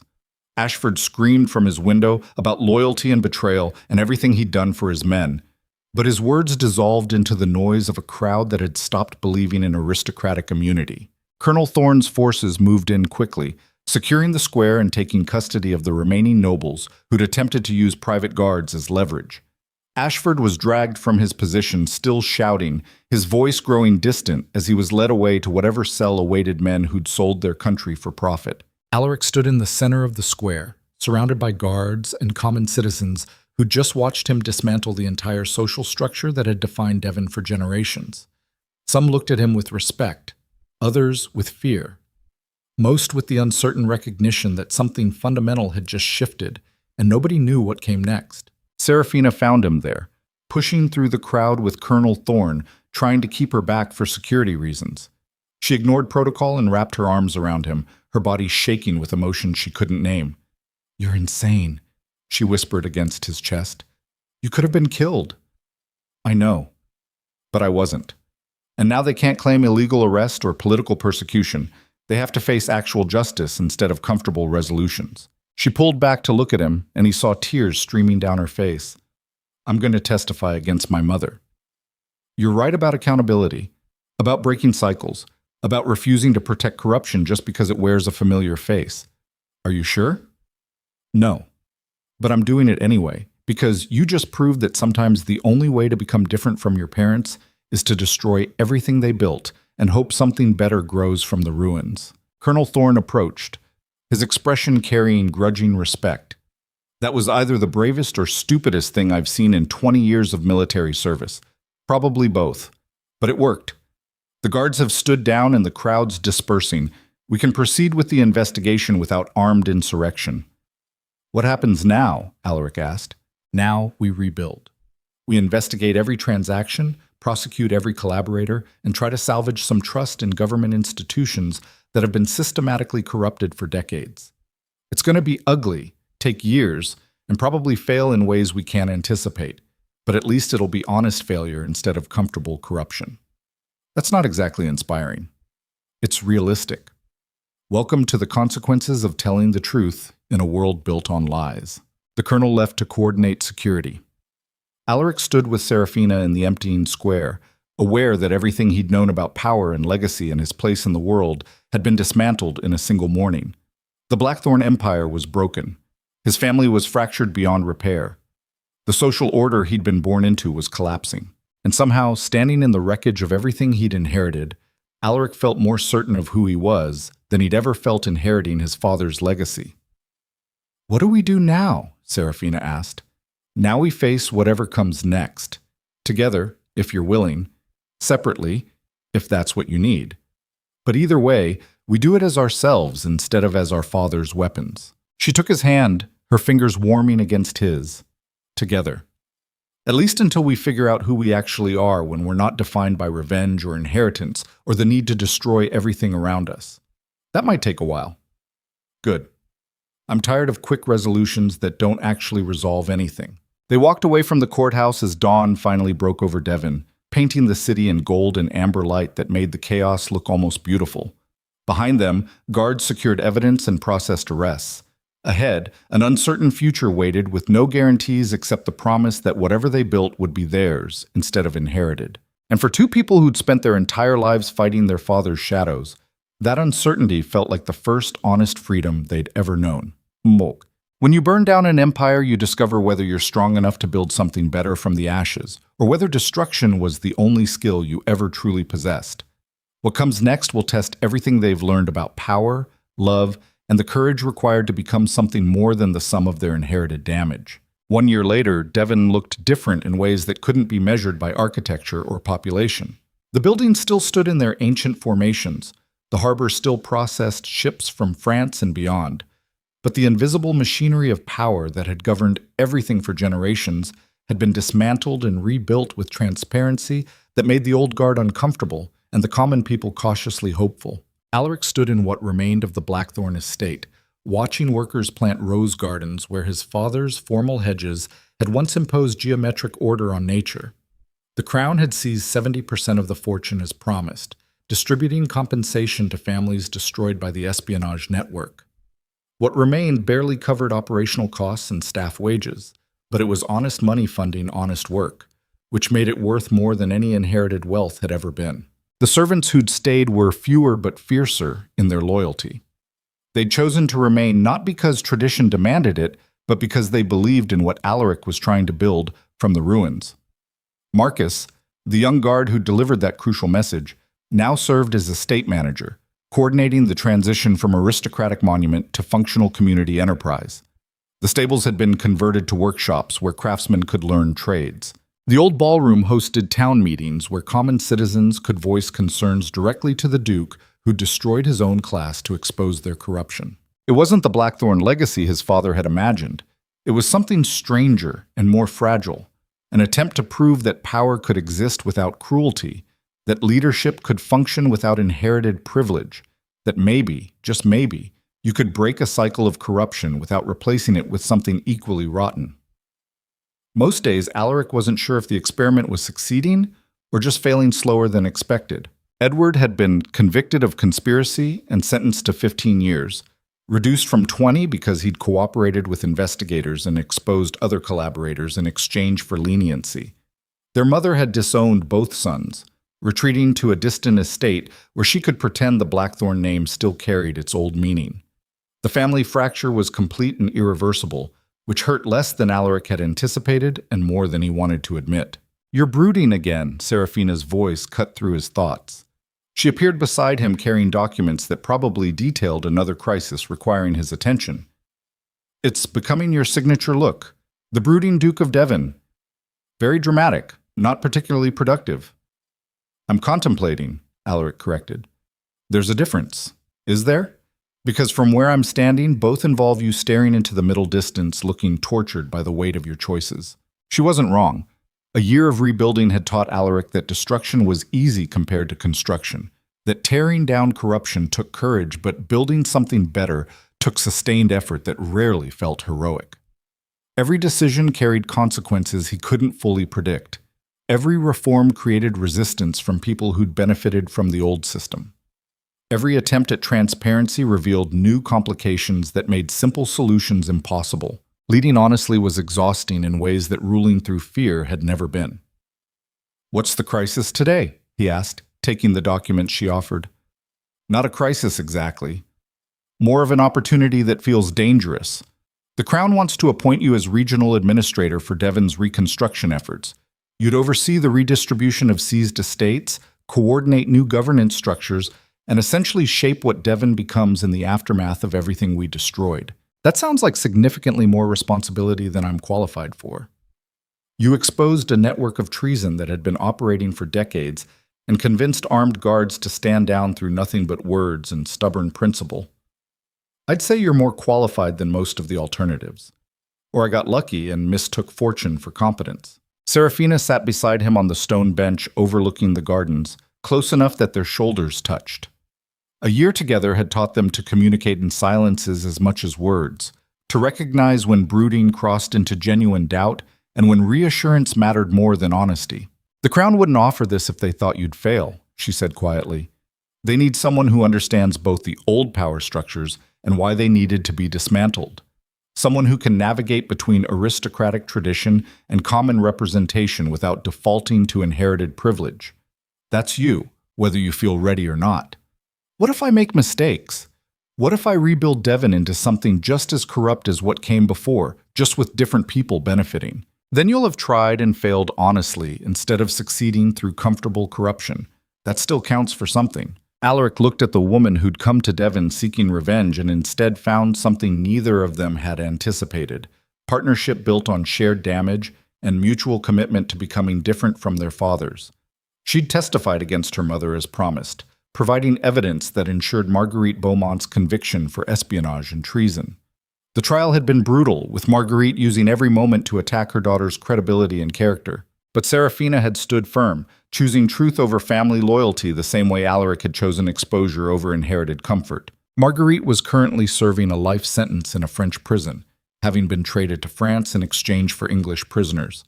Mother and daughter would likely never speak again, a consequence that Serafina carried with the quiet grief of someone who'd lost family twice, once to death and once to necessary betrayal. They were both orphans of their own choices now, building identities from the rubble of inherited expectations. "How's the music school?" Alaric asked, changing the subject to something that brought actual light to Serafina's expression, growing faster than anticipated. "We've got 40 students now, mostly children from working families who couldn't afford traditional education. Some genuine talent emerging. There's a girl, maybe 12 years old, who sings like she's channeling something ancient and furious. Reminds me of myself at that age, before everything went dark. Are you teaching her your repertoire?" "Some of it. The parts about resilience and survival. Not the parts about revenge and self-destruction. She deserves better narratives than the ones we inherited." The music school had been Serafina's project, funded by a portion of the Beaumont estate compensation she'd received from the Crown. She'd taken the money meant to compensate for her father's execution and transformed it into opportunity for children who'd grown up in the same poverty she'd experienced. It was redemption through action rather than apology, which suited her better than any formal recognition could have. Together, they were slowly building something that looked like purpose from the wreckage of their father's crimes. "I'm going to accept the Crown's offer," Alaric said suddenly. "The administrator position. Not because I think I'll succeed, but because refusing would mean letting someone else shape Devon's future. And I've learned that the only way to ensure change actually happens is to do the exhausting work yourself instead of hoping someone else will." Serafina smiled, and a year together had taught him to recognize the different gradations of that expression. This one carried pride mixed with the weary acknowledgement that they were committing to more years of exhausting effort with no guarantee of success. "Then I'm expanding the school," she said. "Using the model we developed here to create similar programs in other cities affected by the espionage network. If you're going to rebuild governance structures, I'm going to rebuild cultural infrastructure that gives common people access to education and opportunity they've been systematically denied. That's ambitious. That's necessary. Destroying corrupt systems only matters if you replace them with something better. Otherwise, you're just trading one form of suffering for another." They sat in silence for a moment. Two people who'd nearly destroyed each other before learning to build together, contemplating the years of difficult work ahead. There was no dramatic music swelling in the background, no grand proclamation about love conquering all. Just the quiet recognition that they'd chosen each other and chosen this work. And both choices required daily renewal rather than singular declaration. Marriage, when it came 6 months later, was a practical ceremony at the Devon courthouse with Marcus and a handful of students from Serafina's school as witnesses.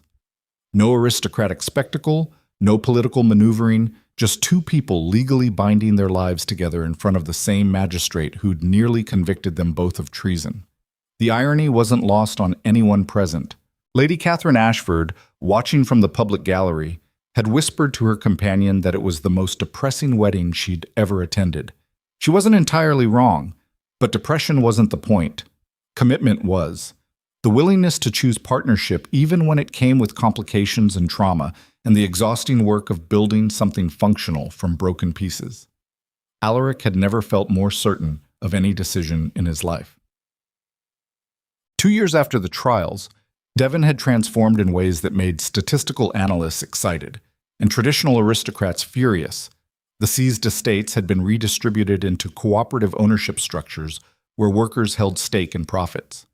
Former servants now sat on governance councils. The rigid hierarchy that had defined social interaction for generations had been flattened into something messier but more representative. It wasn't perfect. Corruption hadn't been eliminated, just redistributed into new forms that required constant vigilance. Some people abused the new systems the same way they'd abused the old ones. Reform created its own casualties. Aristocratic families who lost everything, workers who couldn't adapt to increased responsibility, merchants who'd built businesses around the old power structures and couldn't pivot fast enough. But the direction was different. The trajectory aimed towards something that at least resembled justice instead of comfortable oppression. And Alaric had learned that sometimes direction mattered more than destination, that the commitment to keep trying mattered more than any individual success or failure. He'd also learned that leadership without inherited privilege was lonelier than he'd anticipated. The old aristocracy despised him for betraying his class. The common people appreciated his reforms but maintained distance, unsure whether to trust a duke who'd destroyed his own legacy. He existed in a space between worlds, belonging fully to neither, accepted conditionally by both. Serafina understood that loneliness because she lived it too. Her mother's crimes had made her infamous in France. Her testimony had made her controversial in England. The daughter of spies, the woman who'd seduced a duke, the singer who'd brought down an empire. None of those narratives captured who she actually was, but they shaped how people saw her regardless of reality. Together, they'd built a life in the spaces between other people's judgments, finding intimacy in shared understanding of what it meant to be perpetually misunderstood. The estate's rose gardens had become Alaric's refuge, a place where he could think without the weight of constant decisions pressing down. Red roses bloomed across every available surface, their color deliberately chosen as a reminder of the crimson silk Serafina had worn the night they met. Symbolism was cheaper than therapy, and more photogenic besides. He was pruning dead branches when Colonel Thorne found him, now promoted to Director of Crown Intelligence and looking significantly more exhausted than he'd been during the trials. "Duke Blackthorne," the colonel said by way of greeting, "your roses are looking healthier than England's political stability. That's a low bar." "What brings you to Devon?" "Complications. The kind that require your particular expertise in dismantling aristocratic corruption." "I thought we'd already dismantled most of it." Thorne pulled documents from his jacket, the same gesture that had preceded every major crisis in Alaric's life for the past 2 years. "We dismantled the network your father operated. But corruption is like water. Block one channel and it finds another route. We're seeing new patterns emerge. Different players, similar methods. The Crown needs someone who understands how these systems work from the inside. You want me to do this again? Expose another network, destroy more families, watch more estates collapse? I want you to prevent it from getting that far. Use what you learned to build oversight structures that catch corruption before it metastasizes. You've proven you can tear down rotten systems. Now prove you can build functional ones that resist rot in the first place." Alaric looked at the roses, at the gardens he'd built from his father's rigid hedges, at the physical manifestation of choosing growth over control. Thorne was asking him to scale that transformation to England's entire governance apparatus. It was ambitious to the point of absurdity, would require years of exhausting work, and would probably fail in ways they couldn't predict, which meant it was exactly the kind of impossible task that had defined his life since he'd decided truth mattered more than comfort. "I'll need resources," Alaric said, "authority to investigate across jurisdictions, legal protection for whistleblowers, and I'll need Serafina involved. Her experience navigating espionage networks from the victim's perspective is invaluable, all granted. The Crown's prepared to establish a formal anti-corruption commission with you as director. Miss Vale, or rather Duchess Blackthorne, would serve as deputy director with focus on victim compensation and cultural reform." When do we start? Yesterday would have been preferable. Tomorrow is acceptable. The threat doesn't wait for convenient timing. Thorne left the same documents that would consume the next decade of Alaric's life. He sat in the garden reading specifications, organizational charts, case files that detailed emerging patterns of corruption. It was overwhelming in scope, impossible in execution, and absolutely necessary if anything they'd fought for was going to survive contact with human nature's tendency toward abuse of power. Serafina found him there as evening fell, bringing wine and the kind of exhausted companionship that came from years of facing impossible tasks together. "Thorne made you an offer," she said. "It wasn't a question. An impossible one. Build nationwide systems to prevent the kind of corruption we exposed from taking root again.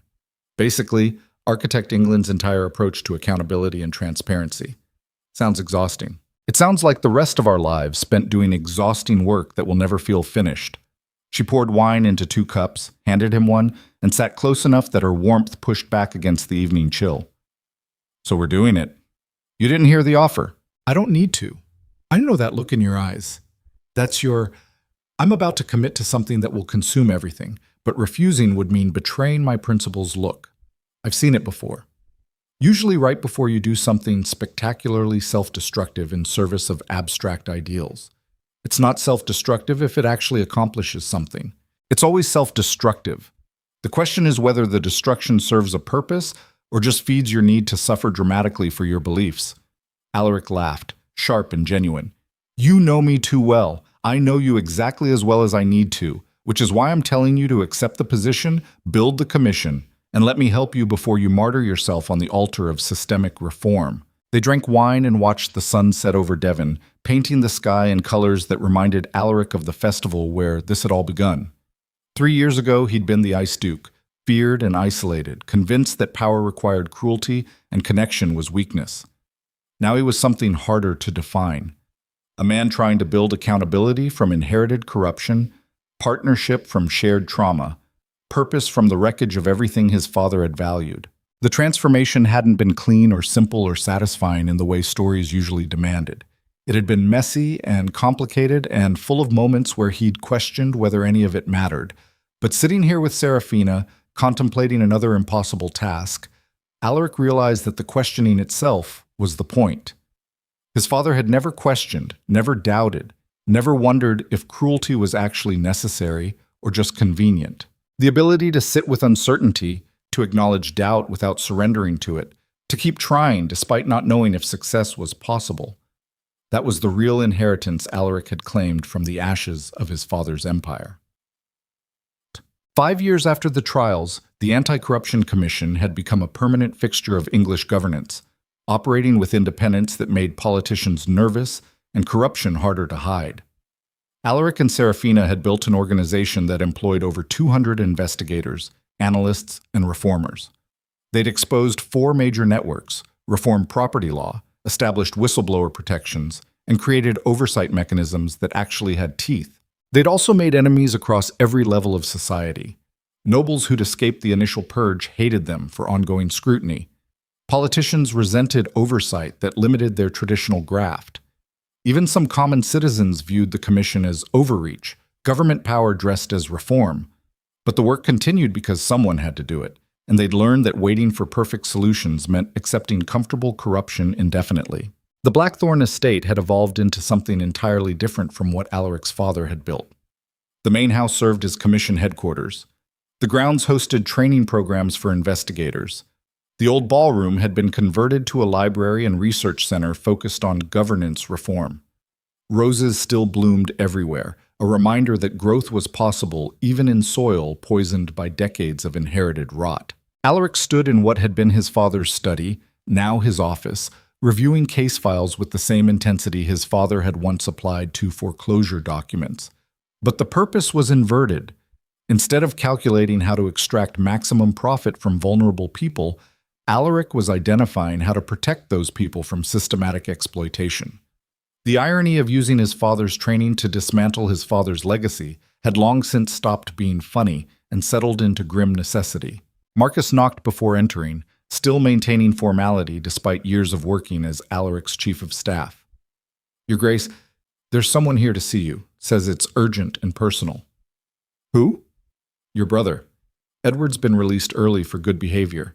He's asking for a meeting. Alaric felt something cold settle in his chest. He hadn't spoken to Edward in 5 years, had deliberately avoided any contact during the imprisonment. Part of him had hoped they'd simply never interact again, that the fracture would be permanent and clean rather than complicated by attempts at reconciliation. But Edward was here, which meant the fracture was about to get significantly messier. Send him in, Alaric said. Edward entered looking older than 5 years should have made him. Prison had carved lines into his face, stripped away the aristocratic polish, left him looking raw in ways that almost resembled honesty. He stopped a few feet from Alaric's desk, and for a long moment, neither spoke. You look well, Edward finally said, running your anti-corruption crusade from Father's study. The irony must be satisfying. It's practical. The space was available and properly equipped. Always practical. That's what you tell yourself when you're living in the ruins of everything our family built. We didn't build it.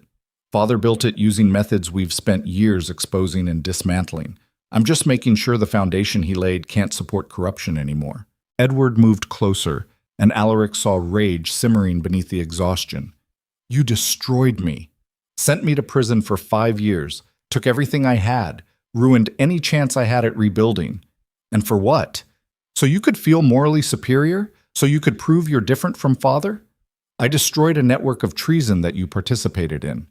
The consequences were yours to earn. I participated because I thought I was protecting our family's interests, because I believed in the system Father taught us. You want to condemn me for being what we were raised to be? Fine. But don't pretend your choices were noble. You threw me to the crown to save yourself and your French whore. The words landed like they were designed to, sharp and calculated to inflict maximum damage. Alaric felt anger rise, the same cold fury that had driven him to expose the entire network in the first place. But 5 years of building instead of destroying had taught him that rage was a tool that required precision to be useful.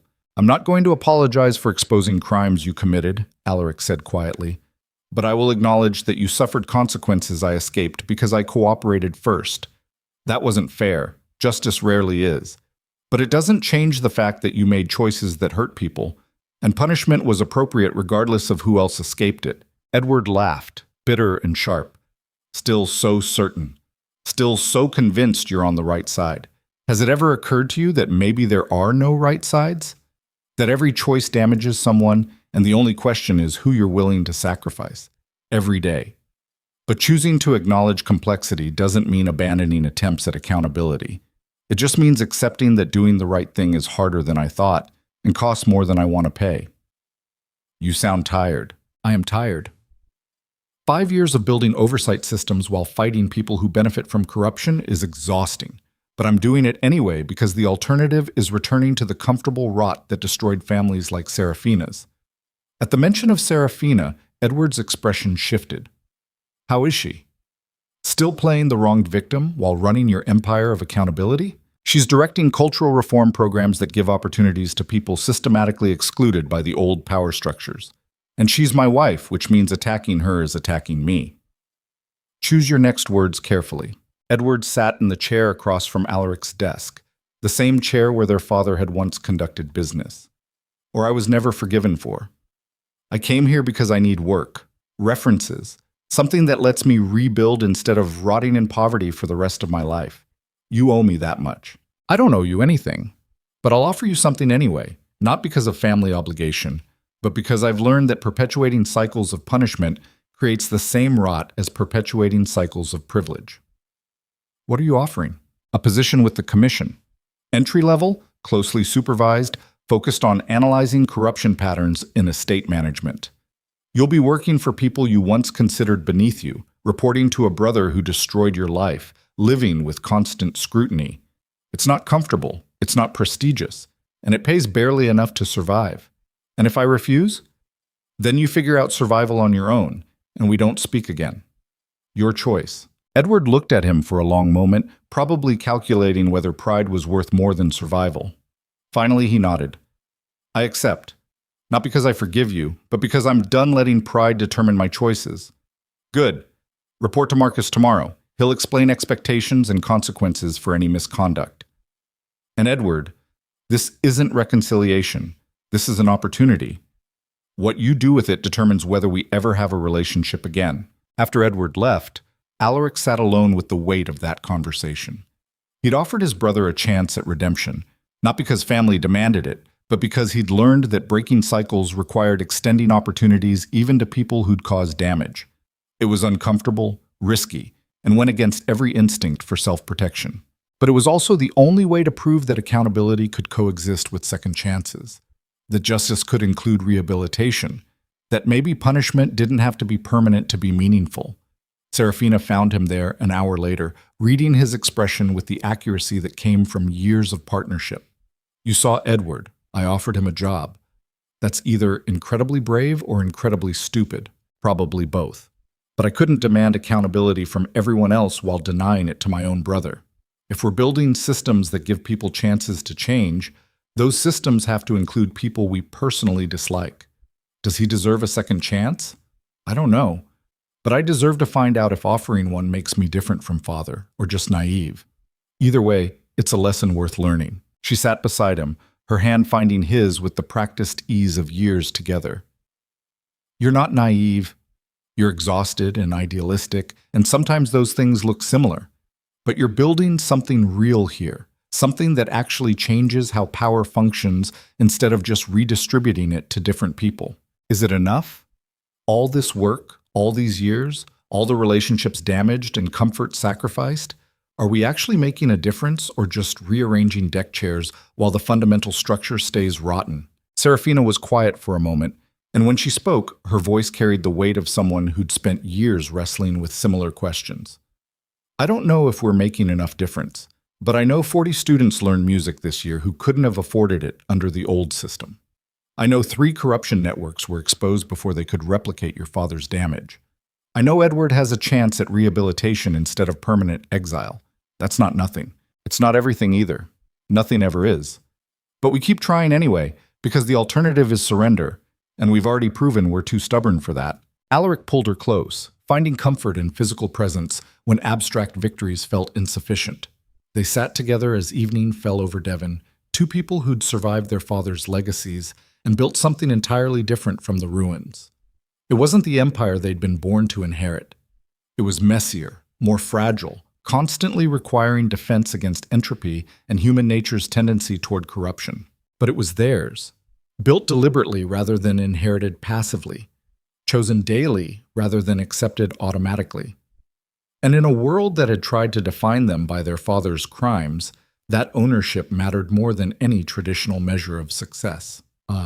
10 years after the festival where they'd first met, Alaric and Serafina stood in the rose gardens watching the summer sunset paint Devon in familiar golds and crimsons. The Anti-Corruption Commission had become permanent infrastructure, grudgingly accepted by even its harshest critics as necessary oversight. Edward had worked his way to senior analyst, proving competent, if never quite reconciled to his younger brother's authority. The Blackthorn estate functioned as hybrid headquarters and community center, serving purposes their father would have found incomprehensible. Devon itself had changed in ways both measurable and subtle. Poverty rates had declined. Literacy had increased. Common citizens participated in governance through mechanisms that would have been revolutionary a decade ago, but now felt almost normal. The old aristocratic order hadn't been eliminated so much as diluted and complicated by new structures that made inherited privilege harder to convert into unchecked power. It wasn't utopia. Corruption still existed, inequality persisted, and some problems proved resistant to reform regardless of effort applied. But the direction was different. The trajectory aimed at something resembling justice instead of comfortable exploitation. And maybe direction was the only victory that ever really mattered. "You're brooding again," Serafina said, using the same line she'd deployed for a decade whenever she caught him thinking too hard. "Still your signature look. Still contemplating," Alaric corrected. "The difference remains significant. Does it? Because you still look tortured by the weight of your choices." He pulled her close, feeling the warmth of her body against his, grounding himself in physical presence when abstract questions became overwhelming. "Do you ever regret it? Coming to Devon, falling into my family's chaos, spending a decade building instead of just destroying what needed destruction?" "Every day. But I also don't regret it at all. Both things are true simultaneously, which is confusing and exhausting, and apparently just how complicated human beings function. That's not a satisfying answer. It's an honest one, which is the only kind I know how to give anymore. They stood together watching the sun complete its descent, painting the gardens in shadows that made the roses look like dark blood against darker earth. Somewhere in the estate, students were finishing music lessons. Investigators were compiling reports on emerging corruption patterns. Edward was probably reviewing estate management analysis with the grim determination of someone who'd learned the hard way that redemption required sustained effort rather than singular apology. The machinery of accountability they'd built continued functioning whether they watched or not, which was perhaps the best measure of success, systems that operated beyond their creators' direct involvement. "I want to tell you something," Alaric said suddenly. "Something I've never said out loud because it felt like admitting defeat."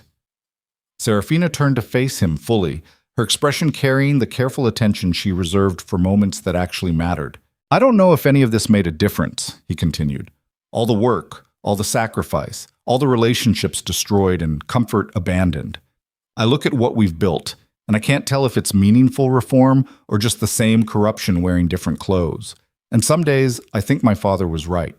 That power requires cruelty, that sentiment is weakness, that trying to build justice from inherited corruption was always naive idealism that would collapse under contact with reality." "Is that what you actually believe?" "I don't know what I believe anymore. I just know I'm tired of pretending certainty I don't feel."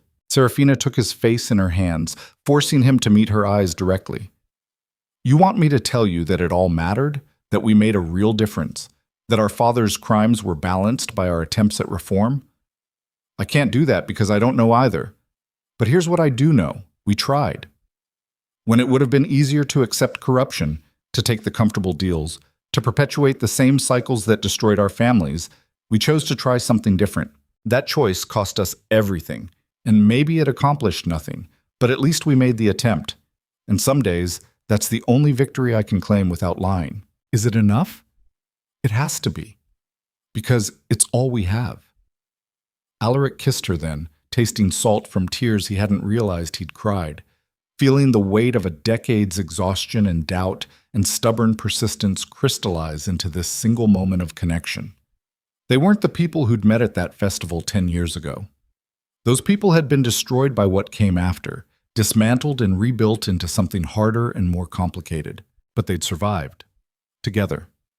And in a world that had tried repeatedly to crush them separately, that survival felt like the only honest victory worth celebrating. The summer festival returned to Devon that night, an annual tradition that had predated the trials and persisted afterward with modifications that reflected the new social order. Common citizens mixed with remaining nobility without the rigid hierarchy that had once defined every interaction. Musicians performed on stages that were open to anyone with talent, rather than reserved for approved entertainers. The entire event felt looser, messier, more genuinely celebratory than the calculated performances Alaric remembered from his youth. He and Serafina walked through the festival hand in hand, two people who'd accidentally become symbols of reform they didn't entirely believe they'd earned. Strangers nodded respectfully. Former servants greeted them as equals. Even Lady Catherine Ashford, now married to a merchant and apparently content with the social mobility that would have been scandalous under the old order, offered a smile that looked almost genuine. They found the pavilion where Serafina had first performed, now decorated with roses that matched the gardens they'd planted across the estate. A stage stood ready for the evening's entertainment, and when the festival organizers spotted Serafina, they immediately began calling for her to sing. She resisted at first, claiming she was too old, too tired, too far removed from the woman who'd mesmerized crowds a decade ago. But the calls persisted, and eventually Alaric gave her the gentle push she needed. "Sing the truth," he said quietly, "whatever that means now." Serafina took the stage alone, no crimson silk this time, just simple clothes that marked her as neither nobility nor common, but something in between. The crowd went silent as she began to sing, her voice carrying the same power it had always possessed, but tempered now by years of experience that transformed performance into testimony.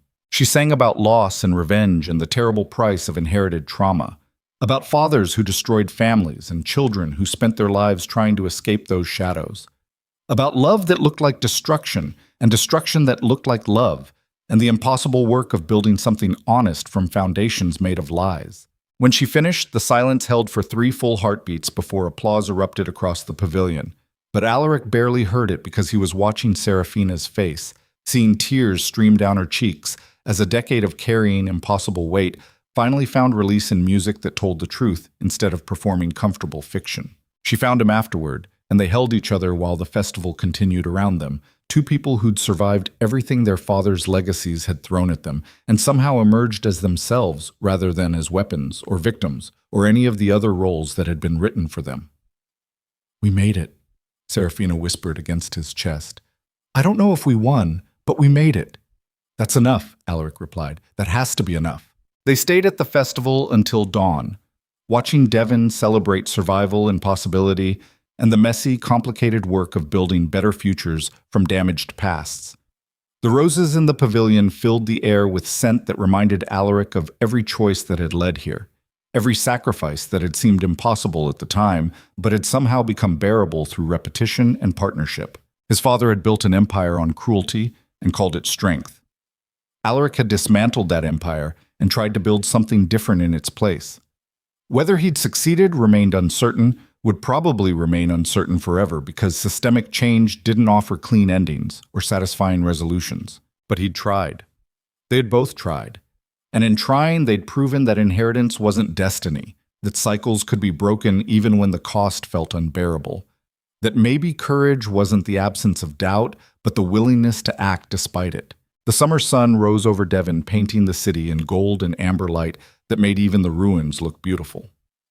Alaric stood with Seraphina watching that sunrise, 2 people who'd been defined by their father's crimes for too long and had finally, painfully, earned the right to define themselves. The work would continue. The doubt would persist. The exhaustion would never fully fade. But they would face it together, building imperfect justice from inherited corruption, finding meaning in sustained effort rather than singular victory, proving that sometimes the only way to honor the dead is to become entirely different from them. And in Devon's summer light, surrounded by roses that grew from poisoned soil, that difference felt like the only inheritance worth claiming. The Ice Duke of Devon was dead, killed by the man who'd inherited his title and rejected his legacy. In his place stood someone harder to define and impossible to predict.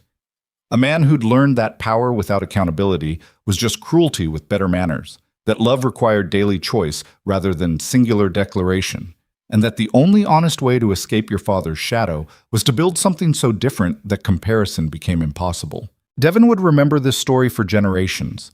The Duke who destroyed his dynasty for truth, the singer who chose justice over revenge, and the empire they built together from the ashes of everything their fathers had valued. Whether that empire would survive remained uncertain, a question for future generations to answer through their own choices. But on this summer morning, watching sunrise paint the world in colors that promised possibility, Alaric and Seraphina chose to believe that trying mattered more than winning, that direction mattered more than destination, and that sometimes the greatest inheritance you could leave was proof that change was possible even when it felt impossible. The roses bloomed red across Devon, a reminder that beauty could grow from blood and soil if someone was willing to do the exhausting work of planting instead of just inheriting. And in gardens where cruelty had once imposed order, something wilder and more honest was finally beginning to take root.